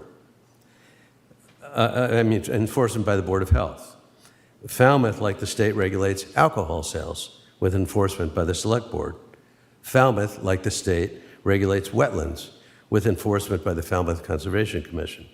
In all those cases, as would be the case with fertilizer retailers, if our recommendation is approved by town meeting, local education, regulation, and enforcement make good sense. We're augmenting the state's efforts to implement and enforce important state policies, laws, and regulations. Everyone is acknowledging that it's impossible for state government to educate, regulate, and enforce rules that apply to thousands of businesses, homeowners, and individuals in 351 cities and towns, and that local education and enforcement are often more effective. For the Massachusetts Department of Agricultural Resources to effectively educate our local retailers about this regulation and effectively enforce it, they would have to notify and periodically remind a few thousand fertilizer retailers in Massachusetts about the regulation, send agents to stores to determine whether they're in compliance. They've got the sign up, they've got the products separated. They'd have to bring them into compliance, conduct follow-up visits, issue warnings and assess fines, and continue to monitor those retailers over time. We have ample evidence that the state fertilizer retailer regulation is not being enforced. We visited the 10 fertilizer retailers in Falmouth last spring. Not one of them was aware of the regulation, and not one of them had posted the required signs or displayed the products separately. When we showed them the regulation, explained its importance in Falmouth, and provided them with signs they could hang in their stores, in most cases they were appreciative and cooperative. In some cases they were uncooperative and even rude. Of course, we could not require them to comply with the regulation. They could have used a visit if this bylaw passes. They could use a visit from the conservation agent or from MES. We have compared notes with many towns on the Cape and the Islands. The story is the same. There is no awareness or enforcement of this retailer regulation. In conclusion, given that lawn fertilizers containing phosphorus are harmful to freshwater ponds, there appears to be nothing in the state regulation that preempts Falmouth from adopting this portion of the state regulation locally. There is no evidence of the state regulation being enforced in Falmouth. The regulation is not onerous and does not add to a retailer's cost, and implementing the regulation is likely to reduce the amount of phosphorus entering our ponds. Our committee is recommending that this bylaw be placed on the October town meeting warrant and with a positive recommendation from the Select Board. Thank you for your consideration of our recommendation. Yes, Mr. Muscali. Mr. Kumar, in your research, are you aware of any other towns that have adopted a similar regulation that you're proposing? No, I'm not. We came upon this regulation. We've talked to towns all over the Cape and the islands. No one else was even aware of this regulation. So our hope is that Falmouth adopts it locally, and then other towns perhaps would do the same. Because if we don't and other towns don't, the likelihood of this of fertilizer retailers becoming aware of this and it being enforced is much less. Thank you. Yes. What I'm, I guess, weighing in my head is what is the potential burden on already busy staff in terms of local enforcement versus what is the benefit of this? Do you have a sense of how much it changes buying patterns or what have you, or what you would expect to be the enforcement? So there are 10 fertilizer retailers, 10 retailers in Falmouth that sell lawn fertilizer. That's what this refers to. So it's Walmart, Ocean State Job Lot, the hardware stores, and a few nurseries. That's it. And so it's not like there's loads of these stores. In fact, the Falmouth Pond Coalition and the Freshwater Pond Advisory Committee, we're glad to go around to these stores and talk to them, which we've done about this. The problem becomes when they don't want to deal with it. So I don't think it's a heavy burden. I don't think it's going to take a lot of time. If a conservation agent walks into one of these stores as a town official, and explains this to them and lets them know that it's a town regulation that's going to be enforced, I don't think it's going to be burdensome on town staff. I don't see it as a big, if we had 50 fertilizer retailers, that's a burden. We're talking about 10. Okay. Other questions? Yes, Ms. Klein. I just want to say, first of all, thank you, Mr. Comart, for your going out and actually visiting the businesses and taking the time to speak with them and to educate those individuals. And so I'd just like to ask a little bit about your committee's desire to push beyond simply an educational campaign to pushing to putting it in a bylaw that would have more teeth to it. So could you just explain that? Yeah. What made your committee decide to go beyond just educating? Because there are retailers who we met who refuse to comply. And it's important from our perspective that, and when we went around to these retailers, we said to them, we're not, we were very friendly, but it wasn't as if we went there asking them a favor. We weren't asking them a favor. We were asking them to comply with a state law that they weren't aware of. So our feeling is that just like it's like going to a store that sells cigarettes, or going to a store that sells alcohol and saying, would you please do this? And if they say no, there should be a consequence. So there's consequences for people who sell cigarettes or alcohol to people who are under 21 years old. They get warnings and they get fines, and they could lose their license. So from our perspective, if you are a fertilizer retailer and you're not in compliance with the regulation, there should be a consequence. Otherwise, why bother? I got almost physically pushed out of a store by a guy who said to me, this is a private business. I said, I'm aware it's a private business. You're a fertilizer retailer. So this regulation applies to you. But, unless there's, in that case, it would have been great for a town official to go in there and talk to this person, and for there to be possible fines. And we're recommending much lower fines than the state law. You'll see in here. It's like $50 for a first violation, $100, and then $300 for a third violation. But as long as the violation persists, you pay a daily fine.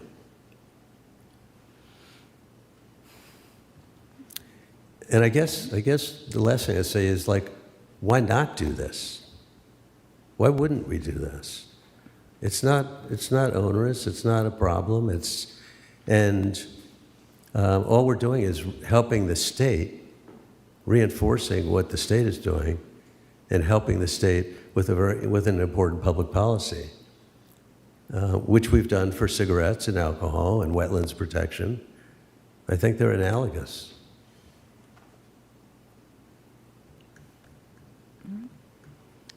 Any other questions? Any other questions? No. All right. Thank you, Mr. Comart. All right. Thank you very much. Appreciate your time and the effort that you put in your whole committee. So What was that? I said I appreciate the effort that you and your whole committee put in. Yeah, So thank you. Okay, last item on the business agenda, discuss and consider a vote to send a letter to state legislators regarding expanding the state low-interest loan program for septic systems to allow for upgrades to improve nitrogen removal in nitrogen-sensitive areas. Thank you, Madam Chair. Under current state law, the only septic system upgrades that are eligible for low-interest loans from the state loan program are those that have failed to meet Title V requirements. The proposed amendment to the law, which Massachusetts State Treasurer Deborah Goldberg sent a letter to state legislators proposing this change, would expand the loan program to include septic system upgrades required in connection with a watershed management plan. Over the past several months, town staff, along with the Water Quality Management Committee and Board of Health, are in the process of developing watershed management plan permit applications for the state designated nitrogen sensitive areas, or NSAs. One component under consideration is requiring the property owners in certain areas to upgrade their septic systems to best available nitrogen removal septic systems. And Madam Chair and Select Board staff feels that a letter to our state delegation indicating our support for expansion of that loan program is a great step forward. We don't have a draft letter included in your packets tonight. This is asking for Select Board direction to authorize myself and the Assistant Town Manager to generate a letter. Is there a time sensitivity to this? That's a great question. I don't have insight on that. I thought that that they were in recess, but it was something that was brought to, just within the last couple of weeks, it was brought to the Cape and Islands Water Protection Fund Management Board by Cape Cod Commission staff and others. So yeah, I apologize. I don't know exactly what the time sensitivity is. It's a fairly straightforward issue. If the board supports the concept, the thought here, just to make it quick and easy, would be to vote to authorize the town manager to send a letter. This is perhaps a good counterpoint to some previous discussions where we're not necessarily happy with direction that the state is going. This is one where the legislation does seem to be really well aligned with the Cape's priorities. The reason one reason I asked is we have 2 other letters directed to various state agencies or authorities that we'll be considering at our next meeting, and we will have representatives from the Water Quality Management Committee who asked for those letters. So if we wanted to have a draft letter that the folks could see and weigh in on, that could also be a possibility if so desired. Are there questions, concerns?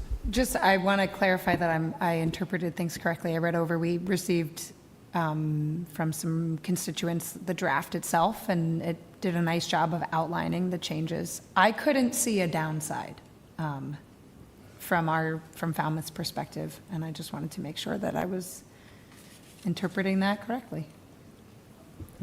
Yeah, I read through the legislation as well, that at least the legislation includes a number of issues, so this is just one of the issues in the legislation. And yeah, this is pretty straightforward. It's a great loan program. It exists for Title V violations now. It does not exist for best available nitrogen removal septic systems in connection with the nitrogen sensitive area. So, this is a win. And there's a little bit of state revolving fund money. There's no Falmouth money involved. There's a little bit of state revolving fund money, maybe a little bit of county money because the county administers the program locally for us, but it is a revolving fund. So, we're not talking about a big outlay. So from my perspective, this is, one small tool to make our water quality improvement efforts a little bit more affordable for homeowners. Mr. Brown. Has there been any traction on that refundable tax credit for septic improvements? Yeah, there has. It moved, I think it's working its way through Ways and Means. It might even be in third reading at this point. So somewhat to my surprise, my pleasant surprise, it is moving its way through the legislative process. Would it be relevant to make mention of that in this letter? That, it's probably not. I mean, the board already sent a letter on it. We could certainly touch base with our state legislators and see if there's any particular sticking point, and if there might be, an update letter, a new letter on that one, but it's different legislation, so probably best to keep them separate. Okay, thanks. Is there any concern that by expanding the eligibility for this fund, is there a limit on how much can be funded? And if they expand what it can be used for, that it ends up being more competitive for anybody to get money from it? I'm being a pessimist. Not to my knowledge. The state revolving fund has a lot of money going through it, and most of that is for really big projects, right? For the subsidized interest for the really big projects. This is a much smaller portion. I mean, yes, it will compete with funds at some level, but again, this is it is revolving, so it's, you know, it's a timing issue. There may be some impact, but it's really not going to be a big impact because it's a revolving fund. So the matter that's listed in our agenda says regarding expanding the state low-interest loan program, but we're really talking about specific legislation that's pending, right? I mean, is that, so I mean, because it seems much broader, what you're asking for here. What it should be is something tied to the specific legislation that's currently before the state legislature. Sure, if you want to add, I think it's House 5518. Yeah, I just think, Yeah. you know, that it should specify the legislation we're talking about rather than, you know, an overall expansion of the program. Sure. Yep. That's all.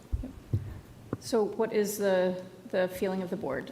Vote direction and have town management draft and send a letter, or draft a letter to bring back next week for approval? I would just authorize them to draft it and send it. Okay. With the feedback and Mr. Miscali's suggestion. Okay. Is that a motion? It is. Okay. Is there a second? Second. All right, any further discussion? Hearing none, all those in favor? Aye. Aye. Unanimous, all right, great. Thanks for Thank bringing you. it up. Okay, we have minutes from our last meeting, July 7th, to approve. Are there any amendments or revisions? So one misspelling on the public comment, Mr. Doobie, is spelled with a Y, not E. First speaker on public comment. That was my comment, my one catch too, Mr. Brown. Okay. Motion to approve with the one edit. Second? All right. Third. All those in favor? Aye. Aye. Okay, excellent. Any select board reports?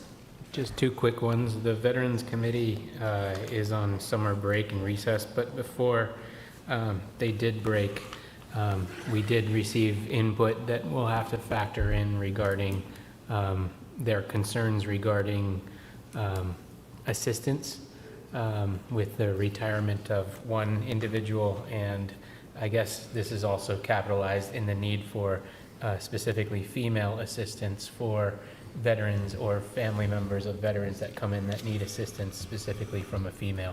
I flagged this just for your awareness because that did come up. I also attended Council on Aging. They are doing extremely well. As we're sitting here in the senior center, they're at capacity in terms of programming and looking to see where they can make small adjustments, but with more and more signups monthly, they are at capacity, but they are also not saying no to anybody. So they're doing a great job. At capacity in a relatively new building. Something to think about. You said it. Well, I'm saying, we're getting ready to build another building. We're questioning the size, so. Any other, yes, Ms. Klein? I just wanted to share that the Affordable Housing Committee is continuing to track a couple of items in addition to reviewing projects as they come forward. But right now, they're just keeping an eye on the seasonal communities, the tax exemption article from last spring's town meeting, just keeping an eye on those. And then also keeping an eye on the possibility of a real estate transfer fee. So be attending that meeting this month, and I'll hopefully have an update. Also, the Solid Waste Advisory Committee is moving forward with a kind of a strategic plan, so a bigger picture look at what are we doing when it comes to solid waste in Falmouth, and trying to be strategic about moving into the future. I think the transfer fee is dead this year, from what I understand, so unfortunately, but I think it's dead. I have not had an opportunity to make any of the meetings. I have met with the chairs of both the Bicycle Pedestrian Committee and Mr. Comart for the freshwater pond, so hopefully I'll have a better report next time on that and some of the other committees. As mentioned earlier, I'll be attending the County Commissioners meeting on Wednesday morning, and we're going to have Mr. Lannon attend, and I think it'll be interesting to just start the conversation about, water conservation in Cape Cod in general, and I think the commissioners are likely to engage the Cape Cod Commission to look at, the sustainability of our water supply and the level of development on Cape Cod that's, it's never stops. It's just a continuous thing, and we're hearing about it from a lot of people about, geez, there's more and more giant buildings, and the Cape's getting overrun, and I think it is a real concern of whether or not there's enough water in the ground. And the state puts a limit on how much we can extract. So at some point, we have to say, which is it? And, Monomoskoye and Brewster their water lens was getting so low, they designated as a DCPC, which is a designation as environmental concern, and it puts a stop to development. We got to be careful how you talk about stuff like that, because we don't want to stop all development, but we need to understand what we're developing and if it's going to be sustainable. Yeah. Have not had a chance to, as Mr. Muscali, to attend most committees that I am a new liaison to, but have been very much in touch with the chair of the beach committee through an active summer season. So, and we'll be attending the beach staff appreciation dinner this Thursday, which is very much warranted. Okay, future agenda items. Any requests from folks? Yes, Ms. Klein. I have two. I'd like to revisit a letter to the state about Chapter 40B law, which had been discussed. And I'd just like to come back to that. I've been talking with various state folks, including Thomas Moakley, about how we could try and better leverage their representation combined with our representation to try and urge the state to make some moves on that. So I'd like to revisit that topic. And I'd also like to revisit an ever popular one, which is pickleball. I've been hearing from a lot of folks, and there's some rising tensions surrounding pickleball playing in town, and folks feel that it's due for another look because they've been waiting, and it's getting a little frustrating, so I'd like to revisit that. Both are definitely on the list. And I did say that I would help make some edits to the letter to the legislature, and I haven't done that, but I will. You're right, we need to get back to that. Okay. So if the two of you would like to work on that, and let me know when you're ready to bring another draft back to the board, that would be great. That sounds great. Good, thanks. Terrific. Okay. If there's nothing else, is there a motion to adjourn? So moved. Second. All those in favor? Aye.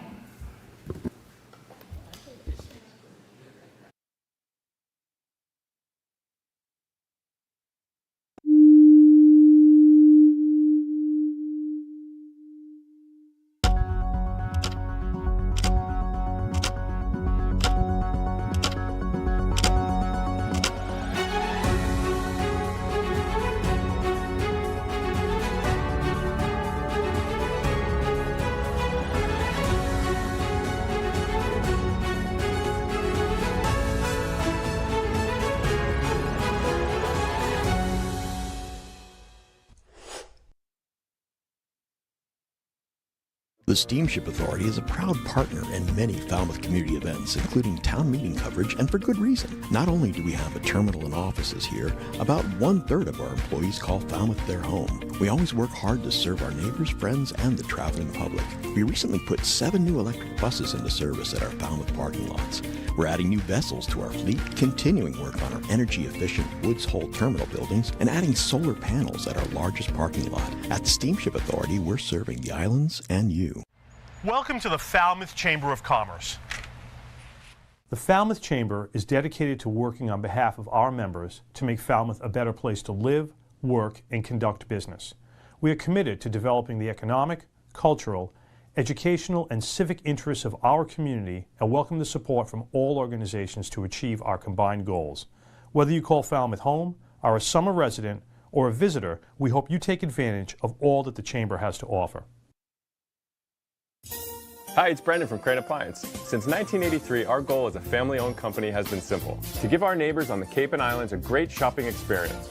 Rest easy knowing our professional team will listen to your needs and help you pick the perfect appliances for your home. At Crane Appliance, we know how difficult appliance shopping can be. Our team is here for you. Crane Appliance, we call the Cape and Islands home.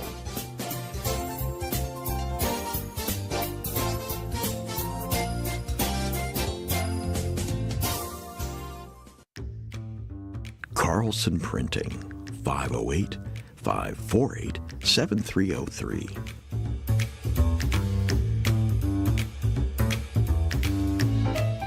Our email address is carlsonprinting@gmail.com.